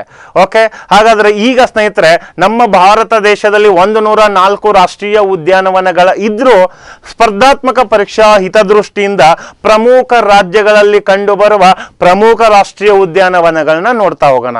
ಯಾವ ರೀತಿ ಹಿಂದೆ ಕೇಳಿರುವ ಸ್ಪರ್ಧಾತ್ಮಕ ಪರೀಕ್ಷೆಗಳ ಅನ್ವಯ ಮುಂದೆ ಕೇಳಬಹುದಾದ ಸ್ಪರ್ಧಾತ್ಮಕ ಪರೀಕ್ಷೆಯ ಸಂಭವನೆಯನ್ನು ಅರಿತು ಈಗ ಮಾಹಿತಿ ನೋಡ್ತಾ ಹೋಗೋಣ. ನಂಬರ್ 1 ನಮ್ಮ ಕರ್ನಾಟಕನೇ ನೋಡ್ತಾ ಹೋಗೋಣ. ಹಾಗಾದ್ರೆ ಸ್ನೇಹಿತರೆ ಕರ್ನಾಟಕದಲ್ಲಿ ಒಟ್ಟು ಎಷ್ಟು ರಾಷ್ಟ್ರೀಯ ಉದ್ಯಾನವನಗಳಿವೆ? 5 ರಾಷ್ಟ್ರೀಯ ಉದ್ಯಾನವನ. ಮತ್ತೊಮ್ಮೆ ಹೇಳ್ತೀನಿ ಕೇಳಿ ಸ್ನೇಹಿತರೆ, ಕರ್ನಾಟಕದಲ್ಲಿ 5 ರಾಷ್ಟ್ರೀಯ ಉದ್ಯಾನವನಗಳು, 5 ಹುಲಿ ಮೀಸಲು ಪ್ರದೇಶಗಳು, 30 ವನ್ಯಜೀವಿ ಧಾಮಗಳು ಇವೆ. ಕರ್ನಾಟಕದಲ್ಲಿ ಹುಲಿಗಳ ಸಂಖ್ಯೆ 524 ಇವೆ. ಚಿರತೆಗಳು ಎಷ್ಟಿದಾವೆ? 2500 ಪ್ಲಸ್ ಇವೆ. ಇವೆಲ್ಲ ಅಂಕಿಅಂಶ ಕರ್ನಾಟಕ ಸಂಬಂಧಪಟ್ಟಿದ್ದು. ಈಗ ಕರ್ನಾಟಕದ 5 ರಾಷ್ಟ್ರೀಯ ಉದ್ಯಾನವನಗಳಲ್ಲಿ ಒಂದೇ ನೋಡ್ತಾ ಹೋಗೋಣ. ಅನಶಿ ರಾಷ್ಟ್ರೀಯ ಉದ್ಯಾನವನ 1900 ಅಂಶಿ ಅಥವಾ ಅನಶಿ ಅಂತ ಕರೀತಾರೆ. 1987ರಲ್ಲಿ ಉತ್ತರ ಕನ್ನಡ ಅಥವಾ ಕಾರವಾರ ಜಿಲ್ಲೆಯಲ್ಲಿ ಇದನ್ನು ಸ್ಥಾಪನೆ ಮಾಡಲಾಗಿದೆ. ಈ ಒಂದು ರಾಷ್ಟ್ರೀಯ ಉದ್ಯಾನವನವನ್ನು 2015ರಲ್ಲಿ ಕಾಳಿ ಟೈಗರ್ ರಿಸರ್ವ್, ಕಾಳಿ ಹುಲಿ ಮೀಸಲು ಪ್ರದೇಶ ಅಂತೇಳಿ ಘೋಷಣೆ ಮಾಡಿದ್ದಾರೆ. ಹಾಗಾದ್ರೆ ಈ ರಾಷ್ಟ್ರೀಯ ಉದ್ಯಾನವನ ಯಾವ ನದಿಯ ದಡದಲ್ಲಿದೆ ಅಂತ ಕೇಳ್ತಾರೆ. ಕಾಳಿ ನದಿಯ ದಡದಲ್ಲಿದೆ. ಕರ್ನಾಟಕದಲ್ಲಿ ಅತ್ಯಂತ ವೇಗವಾಗಿ ಹರಿಯುವ ನದಿ ಯಾವುದು? ಕಾಳಿ ನದಿ. ಕಾಳಿ ನದಿ ಉಗಮ ಆಗೋದೆಲ್ಲಿ? ಉತ್ತರ ಕನ್ನಡ ಜಿಲ್ಲೆಯ ಸೂಪಾ ತಾಲೂಕಿನ ದಿಗ್ಗಿ ಎಂಬ ಹಳ್ಳಿಯಲ್ಲಿ ಉಗಮ ಆಗುತ್ತದೆ. ಆ ಕಾಳಿಯ ನದಿಯ ದಡದಲ್ಲೇ ಈ ಅನ್ಶಿ ರಾಷ್ಟ್ರೀಯ ಉದ್ಯಾನವನ ನಾವು ನೋಡ್ತೀವಿ. ಹಾಗಾದ್ರೆ ನಮ್ಮ ಈ ಕರ್ನಾಟಕದಲ್ಲಿ ಬ್ಲ್ಯಾಕ್ ಪ್ಯಾಂಥರ್ ಅಂತ ಒಂದು ಇದು ಕಂಡು ಬರುತ್ತೆ. ಆ ಬ್ಲ್ಯಾಕ್ ಪ್ಯಾಂಥರ್ ಅಂತ ಕಂಡು ಬರುವ ಏಕೈಕ ರಾಷ್ಟ್ರೀಯ ಉದ್ಯಾನವನ ಈ ಅನ್ಶಿ ರಾಷ್ಟ್ರೀಯ ಉದ್ಯಾನವನ ಸ್ನೇಹಿತರೆ. ಹಾಗಾದ್ರೆ ಇಲ್ಲಿ ಕಂಡುಬರುವ ವಿಶೇಷ ಪಕ್ಷಿ, ಅದನ್ನ ಕೊಕ್ಕಿನ ಹಕ್ಕಿ ಅಥವಾ ಮಲಬಾರ್ ಹಾರ್ನ್ಬಿಲ್ ಅಂತ ಕರೀತಾರೆ. ಇದು ತುಂಬಾ ಸರಿ ಪ್ರಶ್ನೆ ಕೇಳಿದ್ದಾರೆ. ಅನಶಿ ರಾಷ್ಟ್ರೀಯ ಉದ್ಯಾನವನದಲ್ಲಿ ಕಂಡುಬರುವ ಈ ಕೆಳಗಿನ ವಿಶೇಷವಾದ ಹಕ್ಕಿ ಅಥವಾ ಪಕ್ಷಿ ಯಾವುದು ಅಂತ ಮಲಬಾರ್ ಹಾರ್ನ್ಬಿಲ್ ಅಥವಾ ಮಲಬಾರ್ ಹಾರ್ನ್ಬಿಲ್ ಅಂತ ಕೊಟ್ಟು ಇದು ಈ ಕೆಳಗಿನ ಒಂದು ಯಾವ ರಾಷ್ಟ್ರೀಯ ಉದ್ಯಾನವನದಲ್ಲಿ ಕಂಡು ಬರುತ್ತದೆ ಅಂತ ಪ್ರಶ್ನೆ ಕೇಳ್ತಾರೆ ಸ್ನೇಹಿತರೆ. ಓಕೆ, ಹಾಗಾದ್ರೆ ನಾಗರಹೊಳೆ ರಾಷ್ಟ್ರೀಯ ಉದ್ಯಾನವನ ಎರಡನೇದಾವುದು. ನಾಗರಹೊಳೆ ರಾಷ್ಟ್ರೀಯ ಉದ್ಯಾನವನ 1988ರಲ್ಲಿ ಕೊಡಗು ಜಿಲ್ಲೆಯಲ್ಲಿ ಸ್ಥಾಪಿಸಲಾಗಿದೆ. ಕೊಡಗು ಜಿಲ್ಲೆ. ಓಕೆ, ಇದನ್ನ ರಾಜೀವ್ ಗಾಂಧಿ ರಾಷ್ಟ್ರೀಯ ಉದ್ಯಾನವನ ಅಂತ ಹೇಳಿ ಕರೀತಾರೆ. ಯಾವಾಗ? 1992ರಲ್ಲಿ. ಕಾರಣ ಸ್ನೇಹಿತರೆ, ರಾಜೀವ್ ಗಾಂಧಿ ಅವರು ತೀರ್ಕೊಂಡ ನಂತರ, ಅವರು ಎಕ್ಸ್ಪೈರ್ಡ್ ಆದ ನಂತರ ವರ್ಷದ ತಿಥಿಯ ನೆನಪಿಗಾಗಿ ಇದನ್ನ ರಾಜೀವ್ ಗಾಂಧಿ ರಾಷ್ಟ್ರೀಯ ಉದ್ಯಾನವನ ಅಂತೇಳಿ ನಾಮಕರಣ ಮಾಡ್ತಾರೆ. ಈ ನಾಗರಹೊಳೆ ರಾಷ್ಟ್ರೀಯ ಉದ್ಯಾನವನದಲ್ಲಿ ಸ್ನೇಹಿತರ ಒಂದು ವಿಶೇಷ ಏನು ಗೊತ್ತಾ, ಈ ಅರಣ್ಯ ಪ್ರದೇಶದಲ್ಲಿ ಕಬಿನಿ, ಲಕ್ಷ್ಮಣ ತೀರ್ಥ, ನಾಗರ ಎಂಬ 3 ಹೊಳೆಗಳಿರ್ತವೆ. ಈ 3 ಹೊಳೆಗಳು ಏನ್ ಮಾಡ್ತವೆ, ನಾಗರ ಹಾವಿನ ಹಾಗೆ ಸ್ನೇಹಿತರೆ, ನಾಗರ ಹಾವಿನ ಹಾಗೆ ಹರಿಯುವುದರಿಂದ ಈ ಒಂದು ಇದರ ಪಕ್ಕದಲ್ಲಿರುವ ಅರಣ್ಯ ಪ್ರದೇಶವನ್ನೇ ನಾಗರಹೊಳೆ ರಾಷ್ಟ್ರೀಯ ಉದ್ಯಾನವನ ಅಂತ ಕರೀತಾರೆ. ತಿಳಿತಲ್ವಾ ಸ್ನೇಹಿತರೆ, ನೆನ್ಪಿಟ್ಕೋಬೇಕು. ಇದು ದೇಶದ 7ನೇ ಟೈಗರ್ ರಿಸರ್ವ್ ಅಂತ ಕರೀತಾರೆ ಸ್ನೇಹಿತರೆ. ದೇಶದಲ್ಲಿ ಪ್ರಸ್ತುತ 57 ಹುಲಿ ಸಂರಕ್ಷಣಾ ತಾಣಗಳಿವೆ ಅಂತ ಹೇಳಿದ್ನಲ್ಲ, ಅದರಲ್ಲಿ ನಮ್ಮ ಕರ್ನಾಟಕದಲ್ಲಿ ಇರುವಂತಹ ಈ ಒಂದು ನಾಗರಹೊಳೆ ರಾಷ್ಟ್ರೀಯ ಉದ್ಯಾನವನ ನಮ್ಮ ಭಾರತ ದೇಶದ 7ನೇ ಹುಲಿ ಮೀಸಲು ಪ್ರದೇಶ ಅಂತೇಳಿ ಪರಿಗಣಿಸಿದ್ದಾರೆ. ಇದನ್ನು ಮತ್ತು ಬಂಡೀಪುರ ರಾಷ್ಟ್ರೀಯ ಉದ್ಯಾನವನವನ್ನು ಬೇರ್ಪಡಿಸುವ ನದಿ ಕಬಿನಿ ಅಂತ ಕರೀತಾರೆ ಸ್ನೇಹಿತರೆ. ಆ ಬಂಡೀಪುರ ರಾಷ್ಟ್ರೀಯ ಉದ್ಯಾನವನ ಬರೋದು ಎಲ್ಲಿ, ಚಾಮರಾಜನಗರ. ಅದರ ಪಕ್ಕದಲ್ಲಿರೋದು ಕೊಡಗು. ಆ ಕೊಡಗುದಲ್ಲಿ ಏನಾಗಿದೆ ಸ್ನೇಹಿತರೆ, ನಮ್ಮ ಇದಿದೆ ನಾಗರಹೊಳೆ. ಕೊಡಗುದಲ್ಲಿ ನಾಗರಹೊಳೆ ಇದೆ, ಅದೇ ರೀತಿ ಚಾಮರಾಜನಗರದಲ್ಲಿ ಬಂಡೀಪುರ ಇದೆ. ಅವುಗಳ ನಡುವೆ ಸ್ನೇಹಿತರೆ, ಇದು ಈ ಕಡೆ ಇರೋದು ಚಾಮರಾಜನಗರದ ಬಂಡೀಪುರ, ಮೇಲ್ಗಡೆ ಇರೋದು ಸ್ನೇಹಿತರೆ ನಾಗರಹೊಳೆ, ಕೊಡಗು ಜಿಲ್ಲೆ. ಅವುಗಳ ಮಧ್ಯದಲ್ಲಿಯೇ ಇರುವಂತಹ ಒಂದು ನದಿ ಕಬಿನಿ. ಆ 2 ರಾಷ್ಟ್ರೀಯ ಉದ್ಯಾನವನವನ್ನು ಬೇರ್ಪಡಿಸುವ ನದಿಯಾಗಿದೆ. ಹಾಗಾದ್ರೆ ಸ್ನೇಹಿತರೆ, ನೆಕ್ಸ್ಟ್ ನಂಬರ್ 3 ಬರೋಣ. ಕುದುರೆಮುಖ ರಾಷ್ಟ್ರೀಯ ಉದ್ಯಾನವನ 1987 ಚಿಕ್ಕಮಗಳೂರು ಜಿಲ್ಲೆಯಲ್ಲಿ ಸ್ಥಾಪಿಸಲಾಗಿದೆ. ಇದನ್ನು ಪ್ರಾಚೀನವಾಗಿ ಸಂಶಯ ಪರ್ವತ ಅಂತ ಕರೀತಿದ್ರು. ಕೆಲವೊಂದು ಪ್ರಾಚೀನ ಹೆಸರುಗಳು ತುಂಬಾ ಇಂಪಾರ್ಟೆಂಟ್, ಅವುಗಳ ಬಗ್ಗೆ ನಾವು ಓದ್ತಾ ಹೋಗ್ಬೇಕು. ಈ ಅರಣ್ಯ ಪ್ರದೇಶದಲ್ಲಿ ತುಂಗಾ, ಭದ್ರಾ, ನೇತ್ರಾವತಿ ನದಿಗಳು ಉಗಮವಾಗುತ್ತವೆ. ಆ ತುಂಗಭದ್ರಾ ನದಿ ಅಂತ ಏನು ನಾವು ಕರಿತೀವಲ್ಲ, ತುಂಗ ಮತ್ತು ಭದ್ರಾ ಬೇರೆ ಬೇರೆ ಕಡೆ ಆಗುತ್ತೆ ಅಂತ, ಆ ಒಂದೇ ಸ್ಥಳದಲ್ಲೇ ಒಂದೇ ಅರಣ್ಯ ಪ್ರದೇಶದಲ್ಲೇ ಬೇರೆ ಬೇರೆ ದಿಕ್ಕಿನಲ್ಲಿ ಉಗಮಾಗಿ ಹೋಗ್ತವೆ. ಅದರ ಜೊತೆಗೆ ನೇತ್ರಾವತಿ ಸಹ ಅಲ್ಲೇ ಸ್ನೇಹಿತರೆ. ಇಲ್ಲಿ ಈ ಒಂದು ಕುದುರೆಮುಖ ರಾಷ್ಟ್ರೀಯ ಉದ್ಯಾನವನದಲ್ಲಿ ಕಬ್ಬಿಣದ ಅಂಶ ಇರುವುದನ್ನು ಮೊದಲಿಗೆ ಪತ್ತೆ ಹಚ್ಚಿದವರು ಯಾರು ಅಂದ್ರೆ ಮೈಸೂರು ಭೂಶೋಧಕ ಸಂಪತ್ ಅಯ್ಯಂಗಾರ್ ಅಂತ ಕರಿತೀವಿ. ಮೈಸೂರು ಭೂಶೋಧಕ ಸಂಪತ್ ಅಯ್ಯಂಗಾರ್. ಈ ಅರಣ್ಯ ಪ್ರದೇಶದಲ್ಲಿರುವ ಪ್ರಮುಖ ಜಲಪಾತ ಹನುಮಾನಗುಂಡಿ ಫಾಲ್ಸ್ ಅಥವಾ ಸೂತನಬ್ಬಿ ಫಾಲ್ಸ್ ಅಂತ ಕರಿತೀವಿ. ಹನುಮಾನಗುಂಡಿ ಫಾಲ್ಸ್ ಅಥವಾ ಸೂತನಬ್ಬಿ ಫಾಲ್ಸ್ ಅಂತ ಕರಿತೀವಿ. ನೆಕ್ಸ್ಟ್ ನಂಬರ್ 4 ಬರೋಣ. ಅದುವೇ ಬನ್ನೇರುಘಟ್ಟ ರಾಷ್ಟ್ರೀಯ ಉದ್ಯಾನವನ. ಈ ಬನ್ನೇರುಘಟ್ಟ ರಾಷ್ಟ್ರೀಯ ಉದ್ಯಾನವನ 1974ರಲ್ಲಿ ಬೆಂಗಳೂರಿನಲ್ಲಿ ಸ್ಥಾಪನೆಯಾಗಿದೆ ಸ್ನೇಹಿತರೆ. ಇಲ್ಲಿ ಭಾರತದ ಮೊಟ್ಟ ಮೊದಲ ಚಿಟ್ಟೆ ಪಾರ್ಕ್ 2006 ನವೆಂಬರ್ 5ರಂದು ಸ್ಥಾಪಿಸಲಾಗಿದೆ. Indian first butterfly park in Bengaluru Bannerghatta national park. ಯಾವಾಗ 2006 ನವೆಂಬರ್ 5 ಸ್ನೇಹಿತರೆ. ಓಕೆ, ಇಲ್ಲಿನ ಅರಣ್ಯದ ಮೂಲಕ ಹರಿಯುವ ನದಿ ಸುವರ್ಣಮುಖಿ. ಆ ಬನ್ನೇರುಘಟ್ಟ ರಾಷ್ಟ್ರೀಯ ಉದ್ಯಾನವನದ ಅರಣ್ಯ ಪ್ರದೇಶದ ಮೂಲಕ ಹರಿಯುವಂತ ಒಂದು ಪ್ರಮುಖ ನದಿ ಸುವರ್ಣಮುಖಿ. ಇದೇ ಒಂದು ರಾಷ್ಟ್ರೀಯ ಉದ್ಯಾನವನದಲ್ಲಿ ಜೈವಿಕ ಪಾರ್ಕ್, ಬಟರ್ಫ್ಲೈ ಪಾರ್ಕ್, ಸಿಂಹ ಪಾರ್ಕ್ ಅನ್ನ ಸ್ಥಾಪಿಸಲಾಗಿದೆ. ಆ ಚಿಟ್ಟೆ ಪಾರ್ಕ್ ಅಂತ ಇರ್ತೀವಿಲ್ಲ, ಆ ಚಿಟ್ಟೆ ಪಾರ್ಕ್ ಜೊತೆಗೆ ಜೈವಿಕ ಪಾರ್ಕ್ ಮತ್ತು ಸಿಂಹ ಪಾರ್ಕ್ ಎರಡನ್ನು ಸ್ಥಾಪಿಸಲಾಗಿದೆ. ಕರ್ನಾಟಕದ ಅತಿ ಚಿಕ್ಕ ರಾಷ್ಟ್ರೀಯ ಉದ್ಯಾನವನ ಅಂತ ಹೇಳಿ ಈ ರಾಷ್ಟ್ರೀಯ ಉದ್ಯಾನವನ ಕರೀತಾರೆ. Biggest national park in India ಅಂತ ಬಂದಾಗ ಬಂಡೀಪುರ್ ಅಂತ ಬರುತ್ತೆ. Smallest national park in India Karnataka, biggest national park ಇನ್ ಕರ್ನಾಟಕ ಅಂತ ಕೇಳಿದ್ರೆ ಬಂಡೀಪುರ್, ಸ್ಮಾಲೆಸ್ಟ್ ನ್ಯಾಷನಲ್ ಪಾರ್ಕ್ ಇನ್ ಕರ್ನಾಟಕ ಅಂತ ಕೇಳಿದ್ರೆ ಬನ್ನೇರುಘಟ್ಟ ಅಂತ ಬರುತ್ತೆ. ಇಲ್ಲೇ ನೋಡಿ ಬಂಡೀಪುರ್ ಬಂತು. ಈ ಬಂಡೀಪುರ್ ರಾಷ್ಟ್ರೀಯ ಉದ್ಯಾನವನ ಇದು ಕರ್ನಾಟಕದ 5ನೇ ರಾಷ್ಟ್ರೀಯ ಉದ್ಯಾನವನ ಅಂತ ಹೇಳಿ ಈ ಟಾಪಿಕ್ ಅಲ್ಲಿ ನೋಡ್ತಾ ಹೋಗ್ತೀವಿ. ಇದು ಸ್ನೇಹಿತರೆ 1974ರಲ್ಲಿ ಚಾಮರಾಜನಗರದಲ್ಲಿ ಸ್ಥಾಪಿಸಲಾಗಿದೆ. ಯಾವ ಜಿಲ್ಲೆ? ಚಾಮರಾಜನಗರ. ಕರ್ನಾಟಕದ ಅತಿ ದೊಡ್ಡ ಮತ್ತು ಕರ್ನಾಟಕದ ಮೊದಲ ರಾಷ್ಟ್ರೀಯ ಉದ್ಯಾನವನ ಅಂತ ಕರೀತಾರೆ. ಇದರ ಪ್ರಾಚೀನ ಹೆಸರು ವೇಣುಗೋಪಾಲ ವನ್ಯಜೀವಿ ಪಾರ್ಕ್ ಅಂತ ಕರೀತಾರೆ. ಏನ್ ಕರಿತೀವಿ? ವೇಣುಗೋಪಾಲ ವನ್ಯಜೀವಿ ಪಾರ್ಕ್. ಇದನ್ನು ಆನೆ ಯೋಜನೆಗೆ ಸೇರ್ಪಡೆ ಮಾಡಲಾದ ವರ್ಷ 2002. ಇದು ಪ್ರಸ್ತುತ ನಾಗರಹೊಳೆ ಅರಣ್ಯ ಒಳಗೊಂಡಂತೆ ದೇಶದ ಅತಿ ದೊಡ್ಡ ಆನೆ ಯೋಜನೆ ಪ್ರದೇಶವಾಗಿದೆ. ಸ್ನೇಹಿತರೆ, ಈಗ ಕರ್ನಾಟಕದ ರಾಷ್ಟ್ರೀಯ ಉದ್ಯಾನವನಗಳ ಹೇಗೆ 5 ನೋಡಿದ್ರೋ ಅದೇ ರೀತಿ ಕರ್ನಾಟಕದಲ್ಲಿರುವ ಕೆಲವು ಪಕ್ಷಿಧಾಮಗಳನ್ನ, ಅಭಯಾರಣ್ಯಗಳನ್ನ ಒಳಗೊಂಡಂತೆ ಕರ್ನಾಟಕದ ವನ್ಯಜೀವಿ ಧಾಮಗಳ ಬಗ್ಗೆ ಮಾಹಿತಿಯನ್ನ ನೋಡ್ತಾ ಬರೋಣ ಸ್ನೇಹಿತರೆ. ಅದರಲ್ಲಿ ನಂಬರ್ 1 ಬಂದಾಗ ಸ್ನೇಹಿತರೆ ಮಂಡ್ಯ ಅಂತ ಬರುತ್ತೆ. ಈ ಮಂಡ್ಯದಲ್ಲಿ ರಂಗನತಿಟ್ಟು ಪಕ್ಷಿಧಾಮವನ್ನ 1940ರಲ್ಲಿ ಸ್ಥಾಪಿಸಲಾಗಿದೆ. ಇದು ಸ್ನೇಹಿತರೆ ಕರ್ನಾಟಕದ ಮೊಟ್ಟ ಮೊದಲ ಪಕ್ಷಿಧಾಮ ಅಂತ ಕರೀತಾರೆ. ಯಾವುದನ್ನ? ರಂಗನತಿಟ್ಟು ಪಕ್ಷಿಧಾಮವನ್ನ. ಇದನ್ನು ಕರ್ನಾಟಕದ ಪಕ್ಷಿಕಾಶಿ ಅಂತ ಕರೀತಾರೆ. ಏನ್ ಕರಿತೀವಿ? ಕರ್ನಾಟಕದ ಪಕ್ಷಿಕಾಶಿ. ಅದೇ ಮಂಡ್ಯದಲ್ಲಿ ಕೊಕ್ಕರೆಬೆಳ್ಳೂರು ಅಂತ ಇನ್ನೊಂದು ಪಕ್ಷಿಧಾಮ ಇದೆ. ಅದೇ ರೀತಿ ಆದಿಚುಂಚನಗಿರಿ ನವಿಲುಧಾಮ ಅಂತ ಅದೇ ಮಂಡ್ಯದಲ್ಲಿ ಸ್ಥಾಪಿಸಲಾಗಿದೆ ಸ್ನೇಹಿತರೆ. ಬಳ್ಳಾರಿಯಲ್ಲಿ ಧಾರೋಜಿ ಕರಡಿ ಸಂರಕ್ಷಣಾ ಕೇಂದ್ರವಿದೆ. ಧಾರೋಜಿ ಕರಡಿ ಸಂರಕ್ಷಣಾ ಕೇಂದ್ರ. ಹಾವೇರಿಯ ರಾಣೆಬೆನ್ನೂರಿನಲ್ಲಿ ಬ್ಲ್ಯಾಕ್ ಬಕ್ ವನ್ಯಜೀವಿ ಧಾಮ ಸ್ಥಾಪಿಸಲಾಗಿದೆ. ಬೆಳಗಾವಿಯಲ್ಲಿ ಘಟಪ್ರಭಾ ಪಕ್ಷಿಧಾಮ, ಉತ್ತರ ಕನ್ನಡದಲ್ಲಿ ಅತ್ತಿಬೇರಿ ಪಕ್ಷಿಧಾಮ, ಶಿವಮೊಗ್ಗದಲ್ಲಿ ಮಂಡಗದ್ದೆ ಮತ್ತು ಗುಡವಿ ಪಕ್ಷಿಧಾಮ, ಯಾದಗಿರಿಯಲ್ಲಿ ಬೋನಾಲ್ ಪಕ್ಷಿಧಾಮವಿದೆ.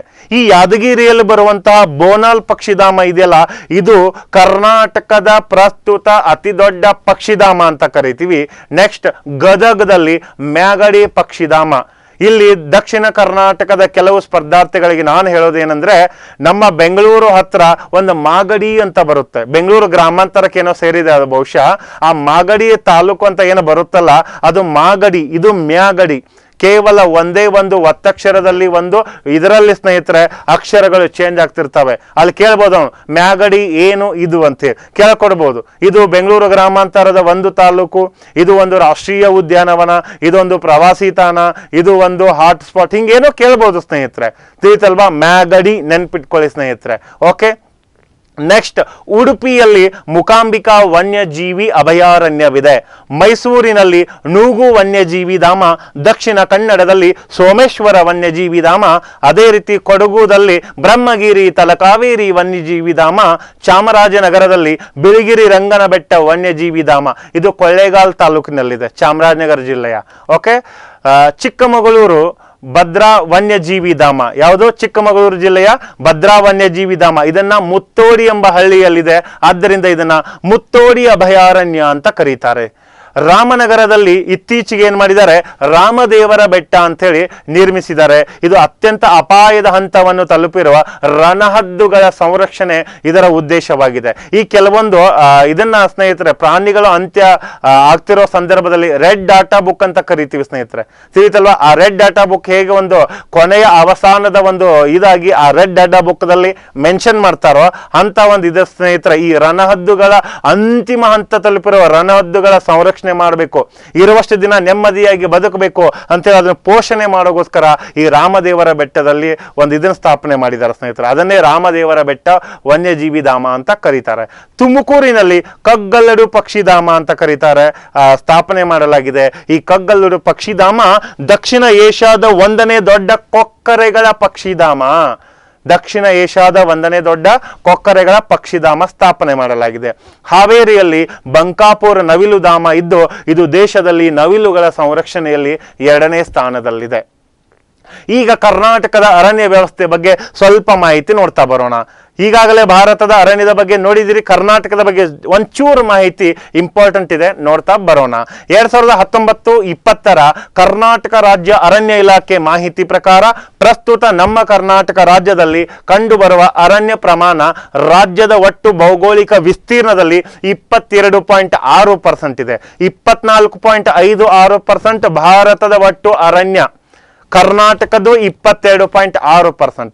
ಹಾಗಾದ್ರೆ ಭಾರತದ ಒಟ್ಟು ಅರಣ್ಯ ಪ್ರದೇಶದಲ್ಲಿ ನಮ್ಮ ಕರ್ನಾಟಕ ಎಷ್ಟು ಪರ್ಸೆಂಟೇಜ್ ಹೊಂದಿದೆ ಅಂದ್ರೆ, ಟೋಟಲ್ ಇಂಡಿಯಾದಷ್ಟಿದೆ 24.56 ಇದೆ, ಅದರಲ್ಲಿ 5.82% ನಮ್ಮ ಕರ್ನಾಟಕ ಅರಣ್ಯ ಒಳಗೊಂಡಿದೆ.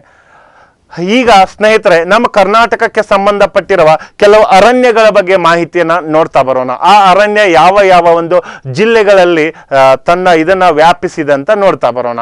ಅದರಲ್ಲಿ ಶೋಲಾ ಅರಣ್ಯ ಅಂತ ಒಂದು ಬರುತ್ತೆ. ಯಾವುದು? ಶೋಲಾ ಅರಣ್ಯ ಅಂತ.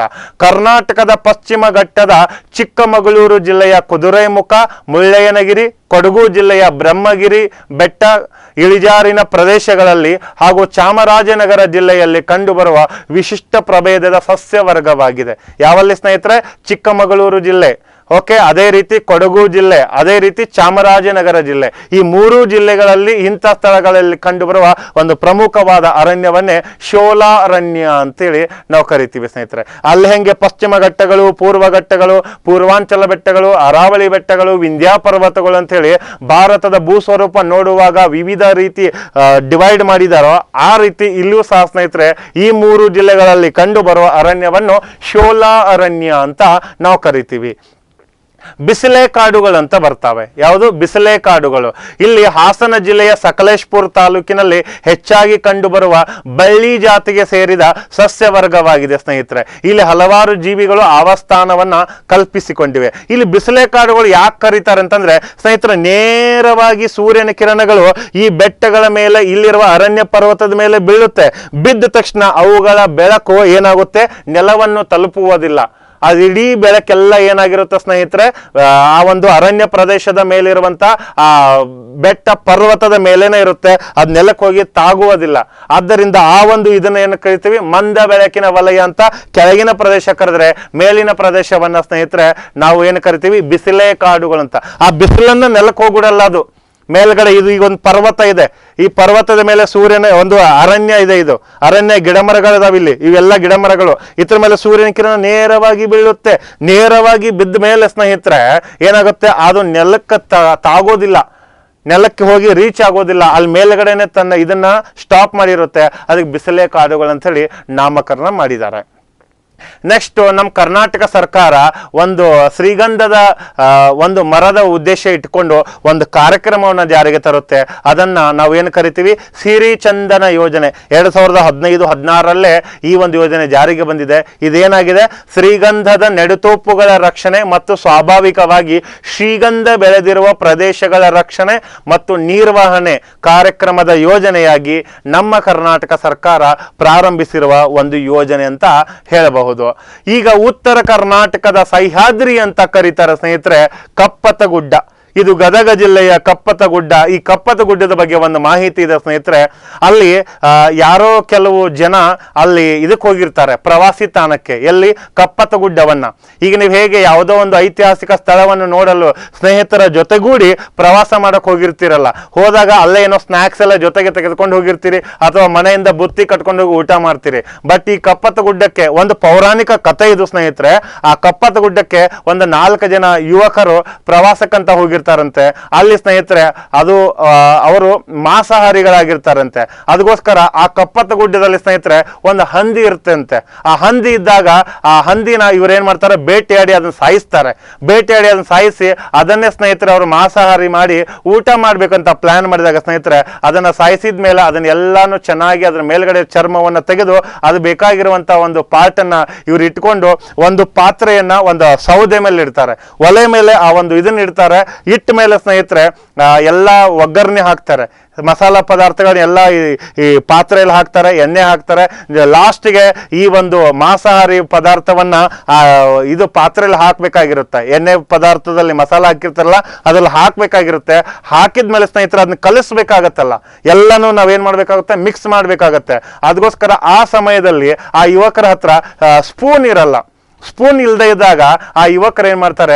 ಈ ಒಂದು ಕಪ್ಪತ್ತಗುಡ್ಡದಲ್ಲಿ ಅಲ್ಲೇ ಒಂದು ಅರಣ್ಯ ಇರುತ್ತೆ. ಆ ಕಪ್ಪತ್ತಗುಡ್ಡದ ಅರಣ್ಯದ ಒಂದು ಕಟ್ಟಿಗೆ ತಗೊಂಡ್ ಬರ್ತಾರೆ. ಕಟ್ಟಿಗೆಯನ್ನ ತೆಗೆದುಕೊಂಡು ಬಂದು ಅದನ್ನ ಮುರ್ಕೊಂಡ್ ಬರ್ತಾರೆ. ಮುರ್ಕೊಂಡ್ ಬಂದ ಚಮಚೆ ತರ, ಸ್ಪೂನ್ ತರ ಉದ್ದಾಗಿ ಅದನ್ನ ಕಟ್ ಮಾಡ್ತಾರೆ. ಉದ್ದಾಗಿ ಕಟ್ ಮಾಡ್ತಾರೆ. ಇಲ್ಲಿ ಹಾಕಿರುವಂತ ಏನು ಪಾತ್ರೆಯಲ್ಲಿ ಮಸಾಲಾ ಪದಾರ್ಥ ಮತ್ತು ಮಾಂಸವನ್ನು ಹಾಕಿ ಅದೆಲ್ಲ ಮಿಕ್ಸ್ ಮಾಡ್ಬೇಕಂತ ಪ್ಲಾನ್ ಮಾಡಿರ್ತಾರೆ. ಆ ಕಟ್ಟಿಗೆ ಉದ್ದ ಇರುತ್ತೆ, ಅದನ್ನ ತಗೊಂಡ್ಬಂದು ಕಲಿಸ್ತಾರೆ. ಕಲ್ಸಿದ ಮೇಲೆ ಕಲ್ಸ್ಬೇಕಂತ ಪ್ಲಾನ್ ಮಾಡ್ತಾರೆ. ಅದನ್ನ ಕಟ್ಟಿಗೆ ಹಾಕಿ ಇನ್ನೇನು ಕಲಿಸ್ಬೇಕಂತ ಎಲ್ಲ ಹಿಂಗ್ ಮಾಡಿ ಒಂದ್ 2-3 ರೌಂಡ್ ಕಲ್ಸಿರ್ತಾರೆ. ಅಷ್ಟು ಒಳಗಡೆ ಸ್ನೇಹಿತರೆ ಅದೇನು ಮಾಂಸಾಹಾರಿಯಾಗಿದ್ದಂತ ಏನು ಇರುತ್ತಲ್ಲ ಹಂದಿ, ಅದು ಮತ್ತೆ ಎಲ್ಲಾ ಪೀಸ್ಗಳು ಒಂದುಗೂಡಿ ಅಲ್ಲಿ ಹಂದಿ ಜೀವಂತವಾಗಿ ಉಗಮಾಗಿ ಆ ಪಾತ್ರೆಯಿಂದ ಜಿಗಿದು ಅರಣ್ಯದಲ್ಲಿ ತಪ್ಪಿಸಿಕೊಳ್ಳುತ್ತೆ ಅಂತ ಸ್ನೇಹಿತರೆ. ಅಂದ್ರೆ ಯೋಚನೆ ಮಾಡಿ, ಆ ಕಪ್ಪತ್ತ ಗುಡ್ಡದಲ್ಲಿರುವಂತ ಅರಣ್ಯಕ್ಕೆ ಎಷ್ಟು ಒಂದು ಕೆಪಾಸಿಟಿ ಪವರ್ ಇದೆ ಅಂತ. ಅಂದ್ರೆ ಅದು ತನ್ನಲ್ಲಿರುವಂತ ಯಾವುದೇ ಜೀವ ಸಂಕುಲಗಳಿಗೆ ಹಾನಿ ಮಾಡದೆ ಜೀವ ರಕ್ಷಣೆ ನೀಡುವಂತ ಒಂದು ವ್ಯವಸ್ಥೆ ಆ ಕಪ್ಪತ್ತ ಗುಡ್ಡದಲ್ಲಿದೆ ಅಂತ ನಮಗೆ ಒಂದು ಪೌರಾಣಿಕ ಕಥೆಯಿಂದ ತಿಳಿದು ಬರುತ್ತೆ ಸ್ನೇಹಿತರೆ. ಬಹುಶಃ ಇದನ್ನ ಯಾರು ಕೇಳಿಲ್ಲ ಅನ್ಕೊಂಡಿದ್ದೀನಿ, ಈ ತರಗತಿಯಲ್ಲಿ ಕೇಳಿದಿರಿ, ನಿಮ್ ಪುಣ್ಯ. ಓಕೆ, ಈ ಕಪ್ಪತ್ತ ಗುಡ್ಡದ ಮಹತ್ವವನ್ನ ಅರಿತಂತ ಬ್ರಿಟಿಷ್ ಸರ್ಕಾರ 1882 ಮಾರ್ಚ್ 2ರಂದು ಕಪ್ಪತ್ತ ಗುಡ್ಡವನ್ನು ಮೀಸಲು ಅರಣ್ಯ ಪ್ರದೇಶ ಅಂತೇಳಿ ಅಧಿಸೂಚನೆ ಹೊರಡಿಸ್ತಾರೆ.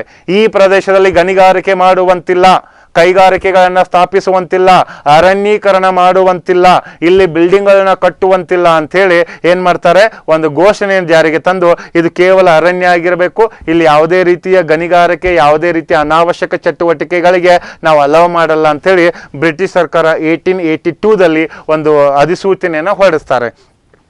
ಇದು ಆಗಿನ ಕಾಲದಲ್ಲಿ ಮುಂಬೈ ಪ್ರಾಂತಕ್ಕೆ ಸೇರಿರುತ್ತೆ, ತಿಳಿತಲ್ವಾ ಸ್ನೇಹಿತರೆ. ಅಂದ್ರೆ ಧಾರವಾಡ ಜಿಲ್ಲೆಯ ಕಪ್ಪತ್ತ ಗುಡ್ಡ ಹಿಂದಿನ ಅವಧಿಯಲ್ಲಿ 18,700 ಹೆಕ್ಟೇರ್ ಪ್ರದೇಶದಲ್ಲಿ ವಿಸ್ತರಿಸಿಕೊಂಡಿತ್ತು. ಆದರೆ ಇದೇ ಒಂದು ಕಪ್ಪತ್ತ ಗುಡ್ಡ ಸ್ನೇಹಿತರೆ, ಪ್ರಸ್ತುತ ಈ ಕಪ್ಪತ್ತ ಗುಡ್ಡ ಗದಗ ಜಿಲ್ಲೆಯ ಮುಂಡರ್ಗಿ, ಶಿರಹಟ್ಟಿ ಮತ್ತು ಗದಗ ತಾಲೂಕಿನಲ್ಲಿ ಸುಮಾರು 32,346 ಹೆಕ್ಟೇರ್ ಪ್ರದೇಶದಲ್ಲಿ ವಿಸ್ತಾರವನ್ನ ಪಡ್ಕೊಂಡಿದೆ. ಇದನ್ನ ನೀವೀಗೇನ್ ನೋಡ್ತಿದ್ದೀರಲ್ಲ ಸ್ನೇಹಿತರೆ, ಕಪ್ಪತ್ತ ಗುಡ್ಡ ಪ್ರದೇಶ ಸ್ನೇಹಿತರೆ. ಇವತ್ತು ಹಚ್ಚು ಹಸಿರಾಗಿ ಬೆಳೆದಿರುವಂತಹ ಈ ಕಪ್ಪತ್ತ ಗುಡ್ಡ ಪ್ರದೇಶ, ಈ ಕಪ್ಪತ್ತ ಗುಡ್ಡ ಏನಾಗಿದೆ, ನಮ್ಮ ಸಮುದ್ರ ಮಟ್ಟದಿಂದ 2,700 ಅಡಿ ಎತ್ತರದಲ್ಲಿದೆ. ಈ ಕಪ್ಪತ್ತ ಗುಡ್ಡವನ್ನು 1972ರ ಭಾರತೀಯ ವನ್ಯಜೀವಿ ಸಂರಕ್ಷಣಾ ಕಾಯ್ದೆ ವಿಧಿ 36/1 ಅಡಿಯಲ್ಲಿ ಸಂರಕ್ಷಿತ ವಲಯ ಅಂತ ಹೇಳಿ ಘೋಷಣೆ ಮಾಡಿದ್ದಾರೆ. ಅಂದ್ರೆ ಈ ಪ್ರದೇಶದಲ್ಲಿ ಯಾವುದೇ ರೀತಿಯ ಅನಾವಶ್ಯಕ ಚಟುವಟಿಕೆಗಳು, ಗಣಿಗಾರಿಕೆಗಳು, ಕೈಗಾರಿಕೆಗಳ ಸ್ಥಾಪನೆ ಆಗಬಾರದು ಅಂತ ಹೇಳಿ ಇದೊಂದು ಸಂರಕ್ಷಿತ ಏರಿಯಾ ಅಂತ ಹೇಳಿ ಘೋಷಣೆ ಮಾಡಿಬಿಟ್ರು. ಯಾವಾಗ? 1972ದಲ್ಲಿ ಸ್ನೇಹಿತರೆ. ಈ ಗುಡ್ಡದಲ್ಲಿ ಚಿನ್ನ, ಮ್ಯಾಂಗನೀಸ್, ತಾಮ್ರ, ಕ್ಯಾಲ್ಸಿಯಂ, ಹೆಮಟೈಟ್, ಲಿಮೋನೈಟ್, ಸಿಡರೈಟ್ 300ಕ್ಕೂ ಹೆಚ್ಚು ಆಯುರ್ವೇದಿಕ ಸಸ್ಯಗಳು ಸಹ ಇಲ್ಲಿ ಕಂಡು ಬಂದಿವೆ. ಖನಿಜಗಳು ಮತ್ತು 300ಕ್ಕೂ ಹೆಚ್ಚು ಆಯುರ್ವೇದಿಕ್ ಸಸ್ಯಗಳು ಈ ಒಂದು ಕಪ್ಪತ್ತ ಗುಡ್ಡದಲ್ಲಿ ಕಂಡು ಬಂದಿವೆ ಅಂತ ಹೇಳಿ ನಮ್ಮ ವೈಜ್ಞಾನಿಕ ನೆಲೆಗಳಿಂದ ತಿಳಿದು ಬರುತ್ತೆ ಸ್ನೇಹಿತರೆ. ನಾನು ಆಗಲೇ ಒಂದು ನಿಮಗೆ ಕಪ್ಪತ್ತ ಗುಡ್ಡದ ಬಗ್ಗೆ ಒಂದು ಸ್ಟೋರಿ ಹೇಳಿದ್ನಲ್ಲ, ಆ ಸ್ಟೋರಿ ಸಹ ಇದಕ್ಕೆ ಅನ್ವಯ ಆಗುತ್ತೆ ಅನ್ನೋದ್ರಲ್ಲಿ ಎರಡು ಮಾತಿಲ್ಲ ಸ್ನೇಹಿತರೆ. ಕಪ್ಪತ್ತ ಗುಡ್ಡವು ಗದಗ, ಧಾರವಾಡ, ಕೊಪ್ಪಳ, ಬಳ್ಳಾರಿ ಜಿಲ್ಲೆಗಳ ಮಳೆಯ ಪ್ರಮಾಣವನ್ನ ನಿರ್ಧರಿಸುತ್ತದೆ ಸ್ನೇಹಿತರೆ. ಈ ಎಲ್ಲಾ ಜಿಲ್ಲೆಗಳ ಮಳೆ ವಾರ್ಷಿಕವಾಗಿ ಏನು ಮಳೆ ಪಡೆಯುತ್ತಲ್ಲ, ಈ ಕಪ್ಪತ್ತ ಗುಡ್ಡ ಎಷ್ಟು ಸಂರಕ್ಷಿತವಾಗಿರುತ್ತೋ ಅಷ್ಟು ಸ್ನೇಹಿತರೆ ಇಂಥ ಜಿಲ್ಲೆಗಳಲ್ಲಿ ಧಾರಾಕಾರವಾಗಿ ವರ್ಷ ಮಳೆ ಸುರಿಸುತ್ತೆ. ಇಲ್ಲಿ ಏನಾದ್ರು ಗಣಿಗಾರಿಕೆಗೆ ಅವಕಾಶ ಕೊಟ್ರೆ ಅಥವಾ ಖನಿಜಾಂಶಗಳನ್ನ ಇಲ್ಲಿಂದ ಹೊರತೆಗೆಯುವ ಪ್ರಯತ್ನ ಮಾಡಿದಾಗ, ಇಲ್ಲಿ ಕೈಗಾರಿಕೆಗಳನ್ನ ನಿರ್ಮಾಣ ಮಾಡಿದ್ರೆ, ಈ ರೀತಿ ಬೇರೆ ಬೇರೆ ಚಟುವಟಿಕೆಗಳು ಮಾಡ್ತಾ ಹೋದ್ರೆ ಇಂಥ ಜಿಲ್ಲೆಗಳಲ್ಲಿ ಮಳೆಗಾಲ ಬರದೆ ಬರಗಾಲ ಬರುವ ಸಾಧ್ಯತೆಗಳಿರ್ತವೆ. ಅದಕ್ಕೋಸ್ಕರ ಮಳೆಯ ಪ್ರಮಾಣವನ್ನು ನಿರ್ಧರಿಸೋದು ಈ ಗುಡ್ಡ ಅಂತ ಹೇಳ್ಬೋದು ಸ್ನೇಹಿತರೆ. ಹಾಗಾದ್ರೆ ಈಗ ಸ್ನೇಹಿತರೆ ನಮ್ಮ ಭಾರತದ ಸಸ್ಯವರ್ಗದ ಬಗ್ಗೆ ಮಾಹಿತಿ ನೋಡೋಣ. ಯಾಕಂದ್ರೆ ಅರಣ್ಯದ ಬಗ್ಗೆ ನೋಡಿದ್ವಿ, ರಾಷ್ಟ್ರೀಯ ಉದ್ಯಾನವನದ ಬಗ್ಗೆ ನೋಡಿದ್ವಿ. ಅದೇ ಅರಣ್ಯದಲ್ಲಿ ನಮ್ಮ ಭಾರತದ ಸಸ್ಯವರ್ಗದ 8 ಪ್ರಮುಖವಾಗಿರುವಂತಹ ಸಸ್ಯವರ್ಗದ ವಿವಿಧ ಭಾಗಗಳನ್ನ ನಾವು ನೋಡ್ತಾ ಹೋಗೋಣ. ನಂಬರ್ 1 ಬರುತ್ತೆ ಉಷ್ಣವಲಯದ ನಿತ್ಯ ಹರಿದ್ವರ್ಣ ಕಾಡುಗಳು. ಇದು ಸ್ನೇಹಿತರೆ ಒಟ್ಟು 12% ನಮ್ಮ ಇಂಡಿಯಾದಲ್ಲಿ ಕಂಡು ಬರುತ್ತೆ. ಟ್ರಾಪಿಕಲ್ ಎವರ್ಗ್ರೀನ್ ರೈನ್ ಫಾರೆಸ್ಟ್ ಅಂತ ಕರೀತಾರೆ. Tropical evergreen rain forest. ಈ ವಿವಿಧ ಸಸ್ಯವರ್ಗಗಳು ವಾರ್ಷಿಕವಾಗಿ ಸ್ನೇಹಿತರೆ 250 ಸೆಂಟಿಮೀಟರ್ಗಿಂತ ಹೆಚ್ಚು ಮಳೆ ಬೀಳುವ ಪ್ರದೇಶಗಳಲ್ಲಿ ಕಂಡು ಬರುವುದು. ಈ ವಲಯದಲ್ಲಿ ಕಂಡು ಬರುವ ಸಾಮಾನ್ಯ ಉಷ್ಣತೆ 25 ಡಿಗ್ರಿ ಸೆಲ್ಸಿಯಸ್ ಉಷ್ಣಾಂಶ ಇರುತ್ತೆ.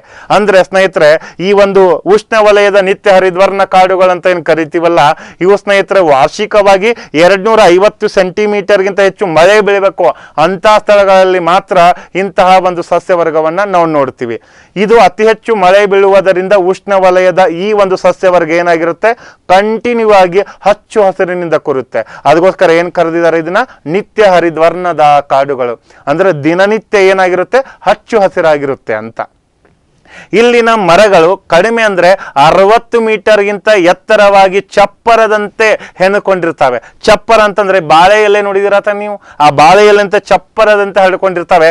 ಸೂರ್ಯನ ಕಿರಣಗಳು ನೆಲವನ್ನು ತಾಕುವುದಿಲ್ಲ.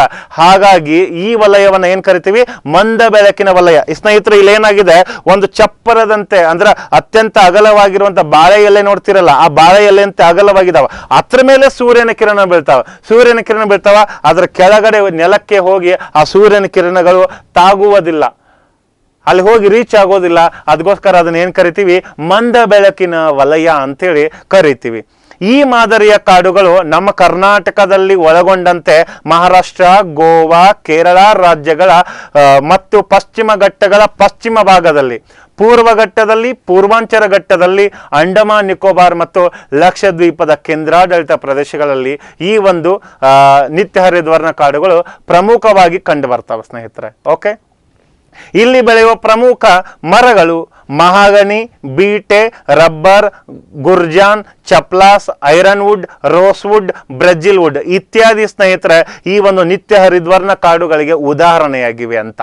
ಓಕೆ, ಈ ಮರಗಳು ಆರ್ಥಿಕವಾಗಿ ಬಹಳಷ್ಟು ಪ್ರಾಮುಖ್ಯತೆಯನ್ನು ಪಡೆದಿವೆ. ಇಂತಹ ಮರಗಳನ್ನು ನಾವು ವಿವಿಧ ರೀತಿಯ ಹಲವಾರು ಉದ್ದೇಶಕ್ಕೆ ಉಪಯೋಗಿಸ್ಕೋತೀವಿ. ಇವು ಲಕ್ಷಾಂತರ ರೂಪಾಯಿ ಬೆಲೆ ಬಾಳುವಂತಹ ಒಂದು ಪ್ರಾಮುಖ್ಯತೆಯನ್ನು ಹೊಂದಿವೆ ಸ್ನೇಹಿತರೆ.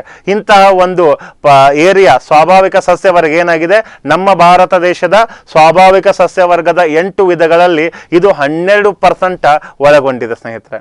ಹಾಗಾದ್ರೆ ಇಲ್ಲಿ ನೀವು ನೋಡ್ತಿದ್ದಿಲ್ಲ ನಿತ್ಯ ಹರಿದ್ವರ್ಣ ಕಾಡುಗಳು. ಇಲ್ಲಿ ಈ ಒಂದು ಫಾರೆಸ್ಟ್ ಏರಿಯಾ ಮೇಲೆ ಸ್ನೇಹಿತರೆ ಸೂರ್ಯನ ಕಿರಣ ಆ ಎಲೆಗಳ ಮೇಲೆ ಬಿದ್ದಿದಾವೆ, ಬಟ್ ನೆಲಕ್ಕೆ ಹೋಗಿ ತಾಗೋದಿಲ್ಲ. ಆದ್ದರಿಂದ ಸ್ನೇಹಿತರೆ ಮಂದ ಬೆಳಕಿನ ವಲಯ ಅಂತ ಕರೀತಾರೆ. ಅಷ್ಟಲ್ಲದೆ ಮೇಲ್ಗಡೆ ಹಚ್ಚು ಹಸಿರಾಗಿ ಕಾಣ್ತಾ ಇದೆ ನೋಡಿ ಸ್ನೇಹಿತರೆ, ಆದ್ದರಿಂದ ನಿತ್ಯ ಹರಿದ್ವರ್ಣದ ಕಾಡುಗಳು ಅಂತ ಹೇಳಿ ಕರೀತಾರೆ. ಎರಡನೇದು ಉಷ್ಣ ವಲಯದ ಎಲೆ ಉದುರುವ ಕಾಡುಗಳು. ಇದು 75ರಿಂದ 80% ನಮ್ಮ ಇಂಡಿಯಾದಲ್ಲಿ ಕಂಡು ಬರುತ್ತೆ. ಟ್ರಾಪಿಕಲ್ ಡೆಸಿಡಸ್ ಮಾನ್ಸೂನ್ ಫಾರೆಸ್ಟ್ ಅಂತ ಕರೀತಾರೆ. ಈ ವಲಯದ ಕಾಡುಗಳನ್ನ ಮಾನ್ಸೂನ್ ಮಾದರಿಯ ಕಾಡುಗಳು ಅಂತೇಳಿ ಕರೀತಾರೆ. ಇದು ಏನಾಗಿದೆ ಸ್ನೇಹಿತರೆ, ವಾರ್ಷಿಕವಾಗಿ 150ರಿಂದ 200 ಸೆಂಟಿಮೀಟರ್ ಮಳೆ ಬೀಳುವ ಪ್ರದೇಶಗಳಲ್ಲಿ ಮಾತ್ರ ಈ ಉಷ್ಣ ವಲಯದ ಎಲೆ ಉದುರುವ ಕಾಡುಗಳು ಅಂತೇಳಿ ಕರೀತಾರೆ. ಈ ಮಾದರಿಯ ಕಾಡುಗಳು ಎಲ್ಲೆಲ್ಲಿ ಕಂಡು ಬರ್ತಾವ ಅನ್ನೋದು ಸಹ ಇಂಪಾರ್ಟೆಂಟ್. ಪಶ್ಚಿಮ ಘಟ್ಟದ ಪೂರ್ವ ಭಾಗದಲ್ಲಿ ವಿಂಧ್ಯ ಪರ್ವತ ಶ್ರೇಣಿಯಲ್ಲಿ, ಸಾತ್ಪುರ ಶ್ರೇಣಿಯಲ್ಲಿ, ಛೋಟಾ ನಾಗ್ಪುರ್ ಪ್ರಸ್ಥಭೂಮಿ ಹಾಗೂ ಶಿವಾಲಿಕ್ ಪಾದ ಬೆಟ್ಟಗಳಲ್ಲಿ ಈ ರೀತಿಯ ಒಂದು ಕಾಡುಗಳು ಕಂಡು ಬರ್ತವೆ. ಇಲ್ಲಿ ಎಷ್ಟು ಸರಾಸರಿ ಉಷ್ಣಾಂಶ ಇರಬೇಕು ಅಂದ್ರೆ 27 ಡಿಗ್ರಿ ಸೆಲ್ಸಿಯಸ್ ನಿಂದ 30 ಡಿಗ್ರಿ ಸೆಲ್ಸಿಯಸ್ ವರೆಗೆ. ಬೇಸಿಗೆ ಕಾಲದ ಆರಂಭದಲ್ಲಿ ಎಲ್ಲಾ ಎಲೆಗಳನ್ನ ಉದುರಿಸಿ ಬೋಳಾಗಿ ಒಣಗಿದ ಮರಗಳಂತೆ ಕಂಡು ಬರುತ್ತವೆ. ಈ ರೀತಿ ಬದಲಾವಣೆ ಸಸ್ಯಗಳಲ್ಲಿ ನೀರಿನ ತೇವಾಂಶವನ್ನು ಕಾಯ್ದಿಟ್ಟುಕೊಳ್ಳಲು ಸಹಕಾರಿಯಾಗಿದೆ. ಹಾಗಾದ್ರೆ ಸ್ನೇಹಿತರೆ ಇಲ್ಲಿನ ಮರಗಳು ಮಧ್ಯಮ ಗಾತ್ರದ ಎತ್ತರವನ್ನ ಹೊಂದಿದ್ದು ಚದುರಿದಂತೆ ಕಂಡು ಬರುತ್ತೆ. ಇದರ ಇಮೇಜ್ ಅನ್ನ ನಾನು ನಿಮ್ಗೆ ತೋರಿಸ್ತೀನಿ, ಒಂದ್ ಸ್ವಲ್ಪ ವೇಟ್ ಮಾಡಿ. ಇಲ್ಲಿ ಬೆಳೆಯುವ ಮರಗಳು ಯಾವುವು ಅಂದ್ರೆ ಶ್ರೀಗಂಧ, ರಕ್ತ ಚಂದನ ಪ್ಲಸ್ ಬಿಳಿ ಚಂದನ ಅಂತ ಕರೀತಾರೆ. ಹೊನ್ನೆ, ಮತ್ತಿ, ಸಾಲ, ತೇಗ, ನಂದಿ, ಅರ್ಜುನ, ಬಾದಾಮ, ಸಾಗವಾನಿ ಅಂತೇಳಿ ಕರೀತಾರೆ ಸ್ನೇಹಿತರೆ. ಕರ್ನಾಟಕದ ಕಾಡುಗಳಲ್ಲಿ ಗಂಧದ ಮರಗಳು ಹೆಚ್ಚಾಗಿರುವುದರಿಂದ ನಮ್ಮ ಕರ್ನಾಟಕವನ್ನ ಏನಂತ ಕರಿತೀವಿ, ಗಂಧದ ನಾಡು, ಚಿನ್ನದ ಬೀಡು, ಗಂಧದ ನಾಡು ಅಂತ ನಮ್ಮ ಕರ್ನಾಟಕದ ಒಂದು ಇದರಲ್ಲಿ ನಾವು ಏನ್ ನೋಡ್ತೀವಲ್ಲ ಅದಕ್ಕೆ ರೀಸನ್ ಸ್ನೇಹಿತರೆ ಗಂಧದ ನಾಡು ಯಾಕೆ ಕರಿತೀವಿ, ಗಂಧದ ಮರಗಳು ನಮ್ಮ ಕರ್ನಾಟಕದ ಈ ಒಂದು ಸ್ವಾಭಾವಿಕ ಸಸ್ಯವರ್ಗದಲ್ಲಿ ಹೆಚ್ಚಾಗಿ ಕಂಡು ಬರ್ತಾವೆ. ಪ್ರಪಂಚದಲ್ಲಿ ಅತಿ ಹೆಚ್ಚು ಶ್ರೀಗಂಧದ ಕಟ್ಟಿಗೆಯನ್ನು ಹಾಗೂ ಸಾಗವಾನಿ ಕಟ್ಟಿಗೆಯನ್ನು ರಫ್ತು ಮಾಡುವ ದೇಶ ಅಂತ ಯಾವುದಾದ್ರೂ ಇದ್ರೆ ಅದು ನಮ್ಮ ಭಾರತ ಸ್ನೇಹಿತರೆ. ಇಲ್ಲಿ ನಿಮಗೆ ಕಾಣಿಸ್ತಿದೆಯಲ್ಲ, ಇದನ್ನ ಉಷ್ಣ ವಲಯದ ಎಲೆ ಉದುರುವ ಕಾಡುಗಳು ಅಂತೇಳಿ ಕರೀತಾರೆ. ಓಕೆ, ಮರುಭೂಮಿ ಸಸ್ಯವರ್ಗ, ಮೂರನೇ ಸ್ವಾಭಾವಿಕ ಸಸ್ಯವರ್ಗ ಯಾವುದು, ಮರುಭೂಮಿ ಸಸ್ಯವರ್ಗ. ಇದನ್ನ ಡೆಸರ್ಟ್ ವೆಜಿಟೇಷನ್ ಅಂತ ಕರೀತಾರೆ. ಮರಳಿನಿಂದ ಕೂಡಿದ ಶುಷ್ಕ ಪ್ರದೇಶವನ್ನ ಮರುಭೂಮಿ ಅಂತ ಕರೀತಾರೆ. ವಾರ್ಷಿಕವಾಗಿ 25 ಸೆಂಟಿಮೀಟರ್ ಗಿಂತ ಕಡಿಮೆ ಮಳೆ ಹಾಗೂ 30 ಡಿಗ್ರಿ ಸೆಲ್ಸಿಯಸ್ ನಿಂದ 35 ಡಿಗ್ರಿ ಸೆಲ್ಸಿಯಸ್ ಉಷ್ಣತೆ ಈ ಒಂದು ಭೂ ಪ್ರದೇಶದಲ್ಲಿ ಕಂಡು ಬರುತ್ತೆ. ಹಾಗಾದ್ರೆ ಇಲ್ಲಿನ ಅರಣ್ಯಗಳು ತಾರ ಮರುಭೂಮಿಯನ್ನು ಹೊಂದಿರುವ ರಾಜ್ಯಗಳಾದ ರಾಜಸ್ಥಾನ್, ಗುಜರಾತ್, ಹರಿಯಾಣ, ಪಂಜಾಬ್ 4 ರಾಜ್ಯಗಳಲ್ಲಿ ಕಂಡುಬರುತ್ತೆ. ಯಾವ ಒಂದು ಸಸ್ಯವರ್ಗ, ಮರುಭೂಮಿ ಸಸ್ಯವರ್ಗ. ಓಕೆ, ಈ ಮರುಭೂಮಿಯಲ್ಲಿ ಬೆಳೆಯುವ ಸಸ್ಯಗಳು ಕುಬ್ಜವಾಗಿದ್ದು 6 ಅಡಿ ಆಳದವರೆಗೆ ಬೇರುಗಳನ್ನ ಬಿಟ್ಟಿರುತ್ತವೆ. ಅಂದ್ರೆ ಏನ್ ಗೊತ್ತಾ, ಇವುಗಳ ಬೆಳೆದಿರುವಂತ ಮೇಲ್ಗಡೆ ಏನೀಗ ಒಂದು ಎಕ್ಸಾಂಪಲ್, ನಾವು ಜೋಳವನ್ನ ನೆಲದಲ್ಲಿ ಬಿತ್ತನೆ ಮಾಡ್ತೀವಿ. ಜೋಳ ನೆಲದಲ್ಲಿ ಬಿತ್ತನೆ ಮಾಡೋದು ಎಷ್ಟು ಸ್ನೇಹಿತರೆ, ಜಸ್ಟ್ ಒಂದು ಅರ್ಧ ಫೂಟ್, ಹೌದಲ್ವಾ, ಒಂದು ಅರ್ಧ ಫುಟ್ 1 ಅಡಿನೋ ಏನೋ ನೆಲದಲ್ಲಿ ಹಾಕ್ತಿವಿ. ಆಮೇಲೆ ಸ್ನೇಹಿತರೆ ಅದು ಬೆಳೆದು ಏನಾಗುತ್ತೆ, ಮಿನಿಮಮ್ 7-8 ಫೂಟ್ ವರೆಗೂ ಜೋಳದ ಒಂದು ದಂಟು ಬೆಳೆಯುತ್ತೆ. ಆಯ್ತಲ್ವಾ, ಕಟ್ಟಿಗೆ ಬೆಳೆಯುತ್ತೆ ಜೋಳದ್ದು. ಆದ್ರೆ ಇಲ್ಲಿ ಮರುಭೂಮಿಯಲ್ಲಿ ಬೆಳೆಯುವಂತ ಈ ಸಸ್ಯಗಳು ಏನಾಗಿರ್ತಾವೋ ಮೇಲ್ಗಡೆ ಜಸ್ಟ್ ಇತರ ತರ ಪುಂಜದ ತರ ಏನ್ ಬಿಡ್ತಾವ, ಮೇಲ್ಗಡೆ ತಮ್ಮ ಇವು ಏನು ಅಂತಾರಲ್ಲ, ಒಂದು ಗಿಡಗಳ ಮೇಲೆ ಬಂದಿರುವಂತಹ ಟೊಂಗೆಗಳಂತ ಕರಿತೀವಿ ನಾವು. ಸ್ವಲ್ಪ ಸಿಂಪಲ್ ಇರುತ್ತೆ, ಅದ್ರ ಬೇರುಗಳು 6 ಅಡಿ ಇರುತ್ತೆ ಸ್ನೇಹಿತರೆ. 6 ಅಡಿ ಅಂತಂದ್ರೆ ಈಗ ನಾನು 5.5 ಇದೆ, ಇನ್ನೇನು ಅರ್ಧ ಫುಟ್, ಟೋಟಲ್ 6 ಅಡಿ ನೆಲದಲ್ಲೇ ಇರ್ತಾವ. ಯಾವ ಸ್ನೇಹಿತರೆ ಇವು ಎಲ್ಲಪ್ಪ ಅಂತಂದ್ರೆ ನಮ್ಮ ಒಂದು ಮರುಭೂಮಿಯಲ್ಲಿ ಬೆಳೆಯುವ ಸಸ್ಯ ವರ್ಗಗಳು. ಹಾಗಾದ್ರೆ ಈ ಸಸ್ಯ ವರ್ಗಗಳಲ್ಲಿ ಕಂಡು ಬರುವ ಬದಲಾವಣೆ ಎಂದರೆ ಎಲೆಗಳು ಕಾಂಡಗಳಾಗಿ ಮಾರ್ಪಾಡಾಗ್ತಾವೆ. ಗೊತ್ತಾಯ್ತವ, ಎಲೆಗಳು ಕಾಂಡಗಳಾಗಿ ಮಾರ್ಪಾಡಾಗ್ತವೆ. ಹೀಗಾಗಿ ಈ ಸಸ್ಯ ವರ್ಗವನ್ನ ಕ್ಸೇರೋಫೈಟ್ ಅಂತ ಕರಿತಾವ. ಗೊತ್ತಾಯ್ತಲ್ಲ, ಕ್ಸೇರೋಫೈಟ್ ಅಂತ ಕರಿತೀವಿ. ಕ್ಸೇರೋ ಅಂದ್ರೆ ವನ ಮರುಭೂಮಿ, ಡ್ರೈ ಏರಿಯಾ ಅಂತ ಕರಿತಾವ. ಫೈಟ್ ಅಂದ್ರೆ ಸಸ್ಯ ವರ್ಗ, ಅದಕ್ಕೆ ವನ ಮರುಭೂಮಿ ಸಸ್ಯ ವರ್ಗ ಅಂತಾನು ಕರೀತಾರೆ. ಕೇಂದ್ರೀಯ ಶುಷ್ಕ ವಲಯ ಸಂಶೋಧನಾ ಕೇಂದ್ರ ಎಲ್ಲಿದೆ ಅಂತ ಕೇಳಿದ್ರೆ ಜೋಧಪುರದಲ್ಲಿದೆ. ರಾಜಸ್ಥಾನದ ಜೋಧಪುರದಲ್ಲಿ ಕೇಂದ್ರೀಯ ಶುಷ್ಕ ವಲಯ ಸಂಶೋಧನಾ ಕೇಂದ್ರ ಸ್ಥಾಪಿಸಲಾಗಿದೆ. ಸ್ನೇಹಿತರೆ, ಈ ಸಂಸ್ಥೆಯ ಪ್ರಮುಖ ಕಾರ್ಯ ಏನಂದ್ರೆ ಮರುಭೂಮಿ ವಲಯದ ಭಾಗಗಳಲ್ಲಿ ಮರಗಳನ್ನ ಬೆಳೆಸುವುದು. ನಮ್ಮ ಒಂದು ರಾಜಸ್ಥಾನ, ಪಂಜಾಬ, ಹರಿಯಾಣ, ಗುಜರಾತ್ಗಳಲ್ಲಿ ಏನು ಮರುಭೂಮಿ ಕಂಡು ಬಂದಿದೆಯೋ ಅಲ್ಲಿ ಆ ಒಂದು ಸ್ಥಳಗಳಲ್ಲಿ ಮರಗಳನ್ನ ಬೆಳೆಸೋದು ಈ ಒಂದು ಸಂಸ್ಥೆಯ ಕಾರ್ಯ ಸ್ನೇಹಿತರೆ. ಹಾಗಾದ್ರೆ ಇಲ್ಲಿ ಬೆಳೆಯುವ ಪ್ರಮುಖ ಮರಗಳು ಯಾವುವು? ಜಡೇಕಳ್ಳಿ, ಚಪ್ಪಟೆ ಕಳ್ಳಿ, ಪಾಪಸ ಕಳ್ಳಿ, ಜಾಲಿ ಮರ, ಕಬೂಬ್, ಬಬೂಲ್ ಅಂತ ಕರೀತಾರೆ. ಹಾಗಾದ್ರೆ ಇಲ್ಲಿ ಕಬೂಬ್ ಅಂತ ಒಂದು ಬರುತ್ತಲ್ಲ, ಇದರ ಬಣ್ಣ ತಯಾರಿಸುವವರು ಇವರು. ಗೊತ್ತಾಯ್ತಲ್ವಾ, ಈ ಕಬೂಬ್ ಎಂಬ ಬೆಳೆಯಿಂದ ಬಣ್ಣವನ್ನ ತಯಾರಿಸ್ತಾರೆ. ಬಬೂಲ್ದಿಂದ ಚೂಯಿಂಗಮ್, ನೀವೇನ್ ಚಿಂಗಮ್ ಅಂತ ಕರಿತೀರಲ್ಲ, ಆ ಚೂಯಿಂಗಮ್ ಅನ್ನ ಇದರಿಂದನೇ ತಯಾರಿಸ್ತಾರೆ. ಇಲ್ಲಿ ನಿಮ್ಗೆ ಕಾಣಿಸ್ತಿದೆಯಲ್ಲ, ಇದು ಮರುಭೂಮಿ ಸಸ್ಯ ವರ್ಗ ಸ್ನೇಹಿತರೆ. ನೋಡಿ, ಜಸ್ಟ್ ಆ ಕಡೆ ಈ ಕಡೆ ಬೇರುಗಳ ತರ ಒಂದು ಇದನ್ನ ಟೊಂಗೆಗಳನ್ನ ಬಿಟ್ಟಿದೆ ಅಷ್ಟೇ. ಇದು ಬೇರುಗಳು 6 ಅಡಿ ಆಳದವರೆಗೆ ಇರ್ತವೆ ಸ್ನೇಹಿತರೆ. ತಿಳಿತಲ್ವಾ? ನೆಕ್ಸ್ಟ್ ಹೋಗೋಣ. ನಂಬರ್ 4, ಹುಲ್ಲುಗಾವಲು ಸಸ್ಯ ವರ್ಗ, ಗ್ರಾಸ್ಲ್ಯಾಂಡ್ ವೆಜಿಟೇಷನ್ ಅಂತ ಕರೀತಾರೆ. ಗ್ರಾಸ್ಲ್ಯಾಂಡ್ ವೆಜಿಟೇಷನ್ ವಾರ್ಷಿಕವಾಗಿ 80 ಸೆಂಟಿಮೀಟರ್ ಇಂದ 100 ಸೆಂಟಿಮೀಟರ್ ಮಳೆ ಆಗಬೇಕು ಸ್ನೇಹಿತರೆ. ಅಂತ ಪ್ರದೇಶದಲ್ಲಿ ಹುಲ್ಲುಗಾವಲು ಸಸ್ಯ ವರ್ಗ ನಾವು ಕಾಣ್ತೀವಿ. ಹಾಗಾದ್ರೆ ಭಾರತದಲ್ಲಿ ಹುಲ್ಲುಗಾವಲುಗಳನ್ನು ಏನ್ ಮಾಡಿದ್ದಾರೆ? 2 ವಿಧ ಆಗಿ ಮಾಡಿದ್ದಾರೆ. ಒಂದು ಉಷ್ಣ ವಲಯದ ಹುಲ್ಲುಗಾವಲು, 2 ಸಮಶೀತೋಷ್ಣ ವಲಯದ ಹುಲ್ಲುಗಾವಲು. ಇಲ್ಲಿ ಉಷ್ಣ ವಲಯದ ಹುಲ್ಲುಗಾವಲು ಒಂದೇದು ಬಂದಾಗ ಶೀಶಮ್ ಅಲ್ವಾ ಅಂತ ಹೇಳಿ ಇದಕ್ಕೊಂದು ಉದಾಹರಣೆ ಆಗುತ್ತೆ. ಇದು ಯಾವ ಮಾದರಿ ಅಂದ್ರೆ ಪ್ರಪಂಚದ 8 ಸ್ವಾಭಾವಿಕ ಸಸ್ಯ ವರ್ಗಗಳ ಪೈಕಿ ಇದು ಯಾವ ಮಾದರಿ ಅಂತ ಕೇಳಿದ್ರೆ ಸವರ್ಣ ಮಾದರಿ ಅಂತ ಕರಿತೀವಿ. ಹಾಗಾದ್ರೆ ಭಾರತದ ಹುಲ್ಲುಗಾವಲುಗಳ 2ನೇ ಮಾದರಿ ಯಾವುದು ಅಂತಂದ್ರೆ ಸಮಶೀತೋಷ್ಣ ವಲಯದ ಹುಲ್ಲುಗಾವಲು. ಇದನ್ನು ಸಬಾಯ್ ಅಥವಾ ಸ್ಟ್ರೈಓಸ್ ಅಂತ ಕರಿತೀವಿ. ಇದು ಯಾವ ಮಾದರಿ ಕೇಳಿದ್ರೆ ಸ್ಟೆಪಿಸ್ ಮಾದರಿ. ಈ ಮಾದರಿಯ ಹುಲ್ಲುಗಾವಲುಗಳು ಪಂಜಾಬ, ಹರಿಯಾಣ, ರಾಜಸ್ಥಾನದ ಪೂರ್ವ ಭಾಗ, ಉತ್ತರ ಪ್ರದೇಶ, ಬಿಹಾರ್, ಆಸಾಂ ಆಗ್ನೇಯ ಭಾಗ, ಮಹಾರಾಷ್ಟ್ರ ಹಾಗೂ ದಕ್ಕನ್ ಪ್ರಸ್ಥಭೂಮಿಯಲ್ಲಿ ಹಂಚಿಕೊಂಡಿರುವ ರಾಜ್ಯಗಳಲ್ಲಿ ಈ ಹುಲ್ಲುಗಾವಲುಗಳು ಕಂಡು ಬರ್ತಾವೆ ಸ್ನೇಹಿತರೆ. ತಿಳಿತಲ್ವಾ? ಇಂಥ ಎಲ್ಲಾ ರಾಜ್ಯಗಳಲ್ಲಿ ಏನಾಗಿದೆ ಸ್ನೇಹಿತರೆ, ನಮ್ಮ ಒಂದು ಹುಲ್ಲುಗಾವಲು ಸಸ್ಯ ವರ್ಗ ಗ್ರಾಸ್ಲ್ಯಾಂಡ್ ವೆಜಿಟೇಷನ್ ಅನ್ನೋದು ಕಂಡು ಬರುತ್ತೆ. ಹಾಗಾದ್ರೆ ಸ್ನೇಹಿತರೆ, ಇಲ್ಲಿ ನೀವು ಕಾಣ್ತಿದೆಯಲ್ಲ ನೋಡಿ, ಹುಲ್ಲುಗಾವಲು ಸಸ್ಯ ವರ್ಗ ಅಂತ ಹೇಳಿ ನಾವು ಇದನ್ನ ಕರಿತೀವಿ. ಓಕೆ. ನಂಬರ್ 5 ಬಂದಾಗ ಮ್ಯಾಂಗ್ರೋವ್ ಅರಣ್ಯಗಳು, ಮ್ಯಾಂಗ್ರೋವ್ ಫಾರೆಸ್ಟ್.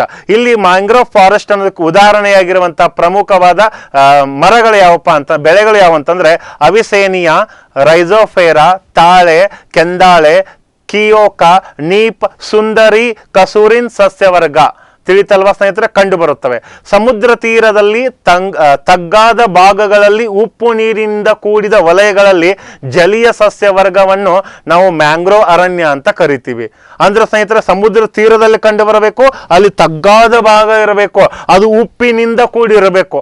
ಅಂತ ಪ್ರದೇಶದಲ್ಲಿ ಜಲೀಯ ಸಸ್ಯಗಳ ಕಂಡು ಬರ್ತಾವ, ಅವುಗಳನ್ನ ಮ್ಯಾಂಗ್ರೋವ್ ಅರಣ್ಯ ಅಂತೇಳಿ ಕರಿತೀವಿ. ಭಾರತದ ಪಶ್ಚಿಮ ಕರಾವಳಿ ತೀರಕ್ಕಿಂತಲೂ ಪೂರ್ವ ಕರಾವಳಿ, ಈ ಕಡೆ ಬರೋದು ಪಶ್ಚಿಮ ಕರಾವಳಿ, ಆ ಕಡೆ ಬರೋದು ಪೂರ್ವ ಕರಾವಳಿ.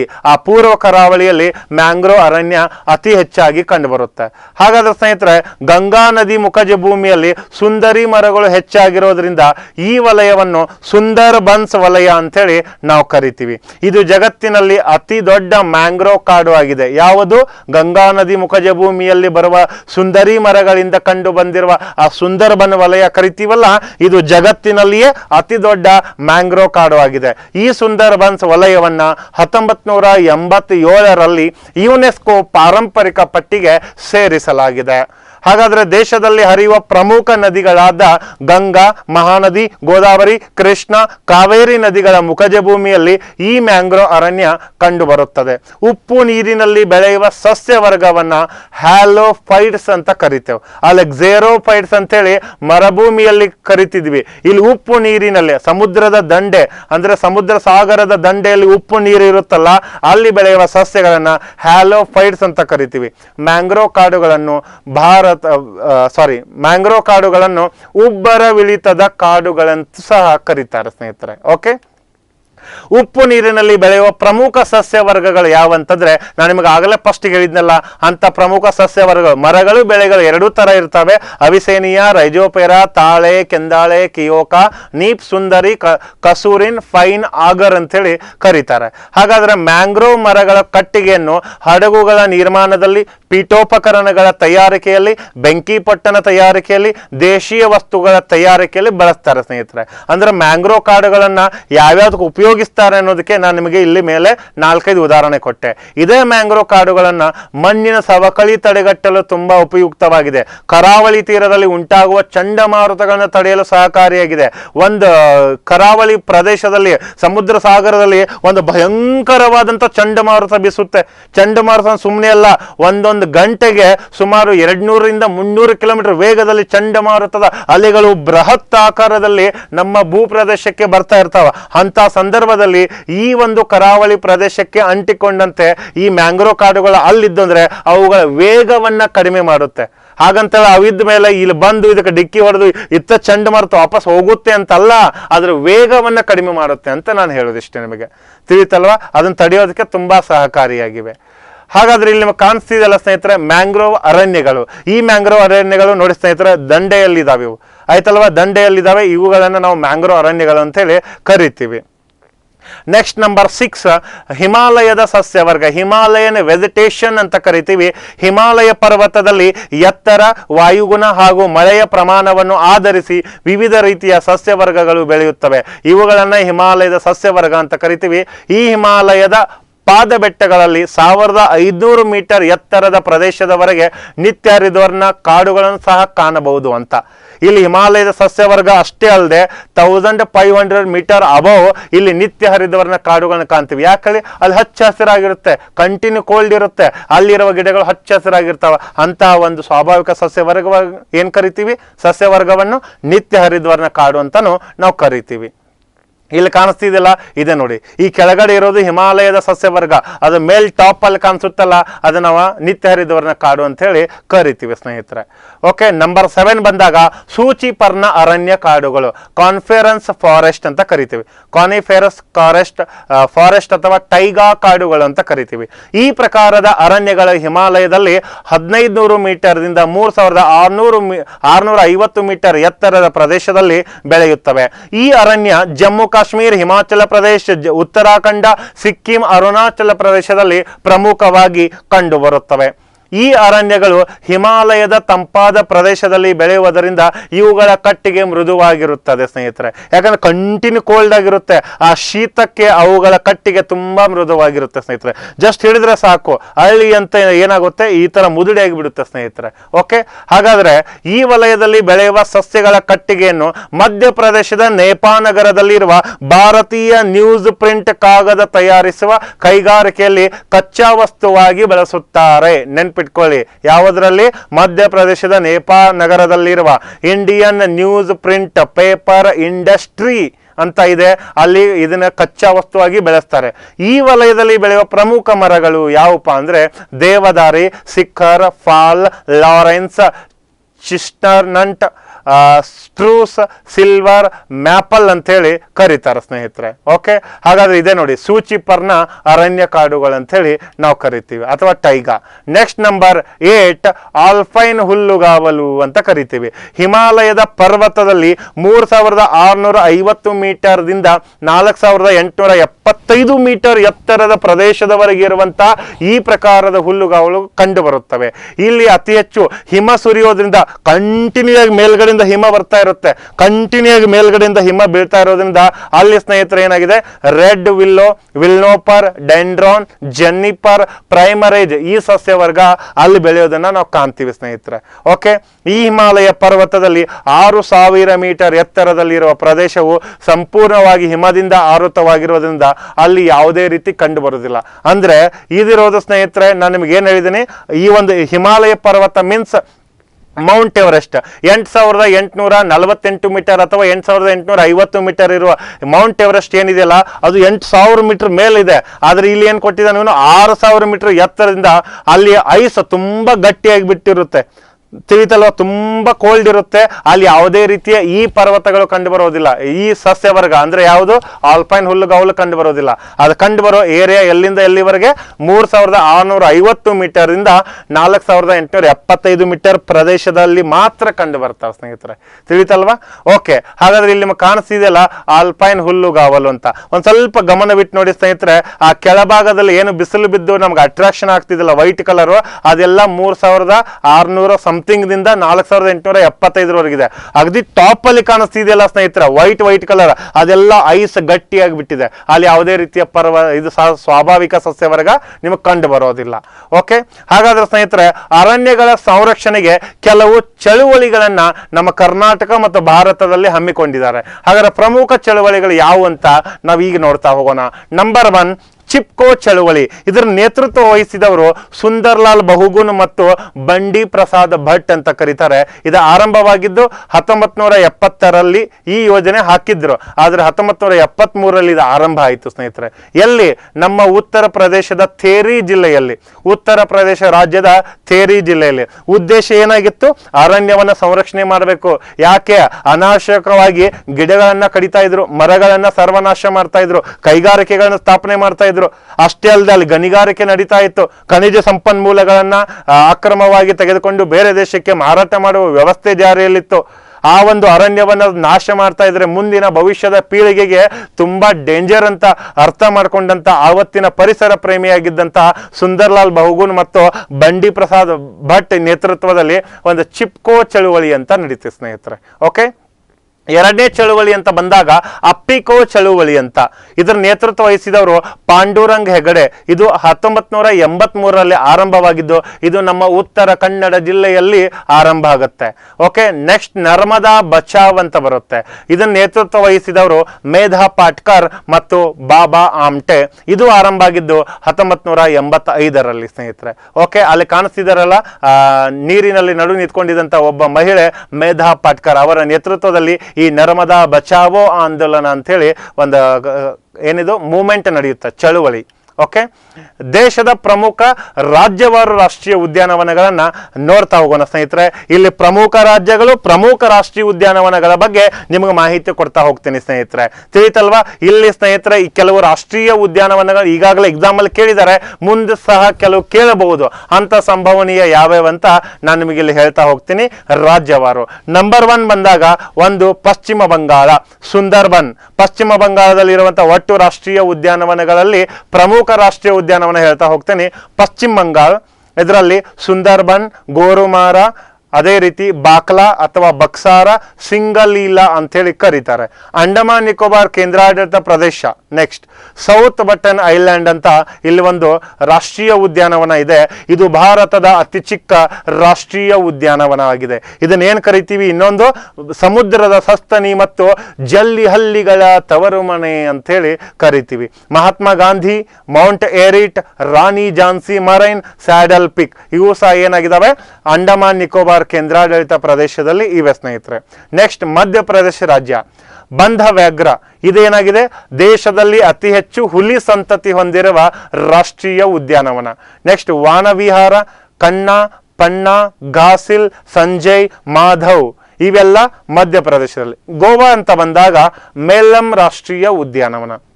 ಮಿಜೋರಾಂ ರಾಜ್ಯ ಬಂದಾಗ ಮೂರ್ಲೆನ್ ಪಾವನಗೊಪ್ಪಿ ರಾಷ್ಟ್ರೀಯ ಉದ್ಯಾನವನ.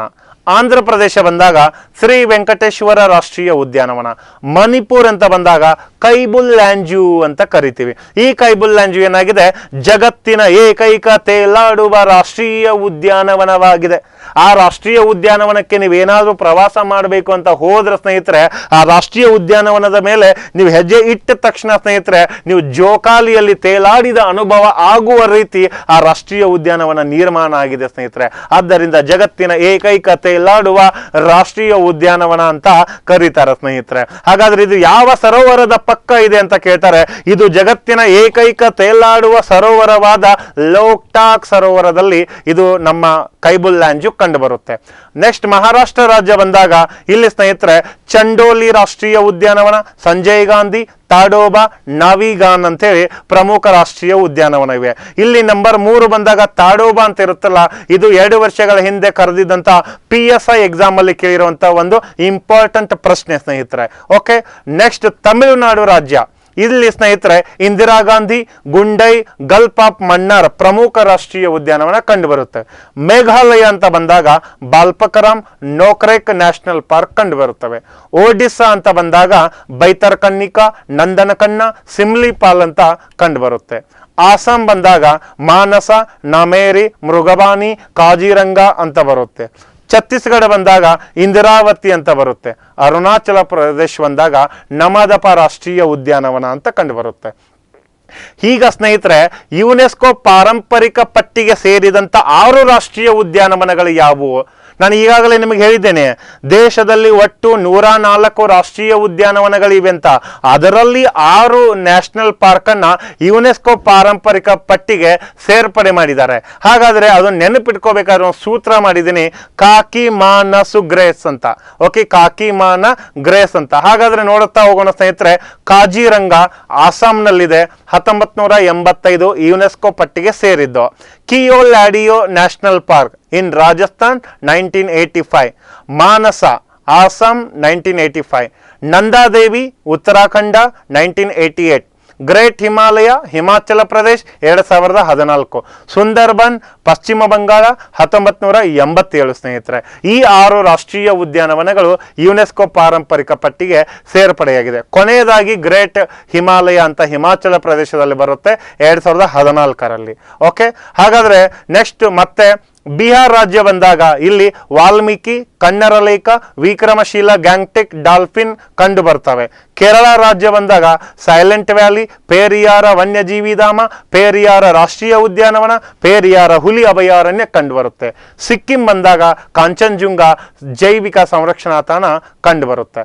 ಓಕೆ ಸ್ನೇಹಿತರೆ, ಇಲ್ಲಿವರೆಗೂ ಸ್ನೇಹಿತರೆ ನಾವು ಒಟ್ಟು ನಿಮಗೆ ಪ್ರಮುಖವಾಗಿ ಒಟ್ಟು ದೇಶದ ಪ್ರಮುಖ ರಾಷ್ಟ್ರೀಯ ಉದ್ಯಾನವನಗಳ ಬಗ್ಗೆ, ಅರಣ್ಯದ ಬಗ್ಗೆ, ಸ್ವಾಭಾವಿಕ ಸಸ್ಯವರ್ಗದ ಬಗ್ಗೆ, ಪ್ರಾಣಿಗಳ ಬಗ್ಗೆ, ಅಲ್ಲಿರುವಂತಹ ಕೆಲವು ಪ್ರಮುಖ ದಿನಗಳ ಬಗ್ಗೆ, ಅಂತಾರಾಷ್ಟ್ರೀಯ ವರ್ಷಗಳ ಬಗ್ಗೆ ಮಾಹಿತಿಯನ್ನ ನಾನು ಕೊಟ್ಟೆ ಸ್ನೇಹಿತರೆ.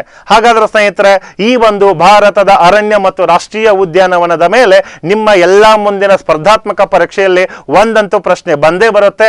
ಇಷ್ಟು ಮಾಹಿತಿಯನ್ನು ನೀವು ಓದೋದ್ರ ಜೊತೆಗೆ ಸ್ನೇಹಿತರೆ ಕೊನೆಗೆ ನಾನು ಹೇಳೋದಿಷ್ಟೇ, ಇಲ್ಲಿ ನಾನು ಹೇಳಿರುವ ಅಂಕಿಅಂಶಗಳು ಈ ಕ್ಷಣದ ತರಗತಿಯವರೆಗೆ ಮಾತ್ರ ಇರುತ್ತವೆ. ಇವು ಮುಂದೆ ಯಾವುದೇ ಕ್ಷಣದಲ್ಲಿ ಬದಲಾವಣೆಯಾಗುವ ಸಾಧ್ಯತೆಗಳು ಇರ್ತವೆ ಸ್ನೇಹಿತರೆ. ಸೊ ಇಲ್ಲಿವರೆಗೂ ತರಗತಿಯನ್ನ ವೀಕ್ಷಿಸಿದಂತಹ ಎಲ್ಲ ನಮ್ಮ ಕರುನಾಡಿನ ಮುದ್ದು ಸ್ಪರ್ಧಾರ್ಥಿಗಳಿಗೆ ವಂದನೆಗಳನ್ನ ಸಲ್ಲಿಸ್ತಾ, ಇದೇ ನಮ್ಮ ಸಾಧನಾ ಅಕಾಡೆಮಿ ಶಿಕಾರಿಪುರ್ ಯೂಟ್ಯೂಬ್ ಚಾನೆಲ್ನಲ್ಲಿ ಮತ್ತೊಂದು ವಿಶೇಷ ತರಗತಿಯೊಂದಿಗೆ ಬಂದು ನಿಮ್ಮನ್ನ ಆದಷ್ಟು ಬೇಗ ಭೇಟಿಯಾಗ್ತೀನಿ. ಅಲ್ಲಿವರೆಗೂ ಎಲ್ಲರಿಗೂ ನಮಸ್ಕಾರ.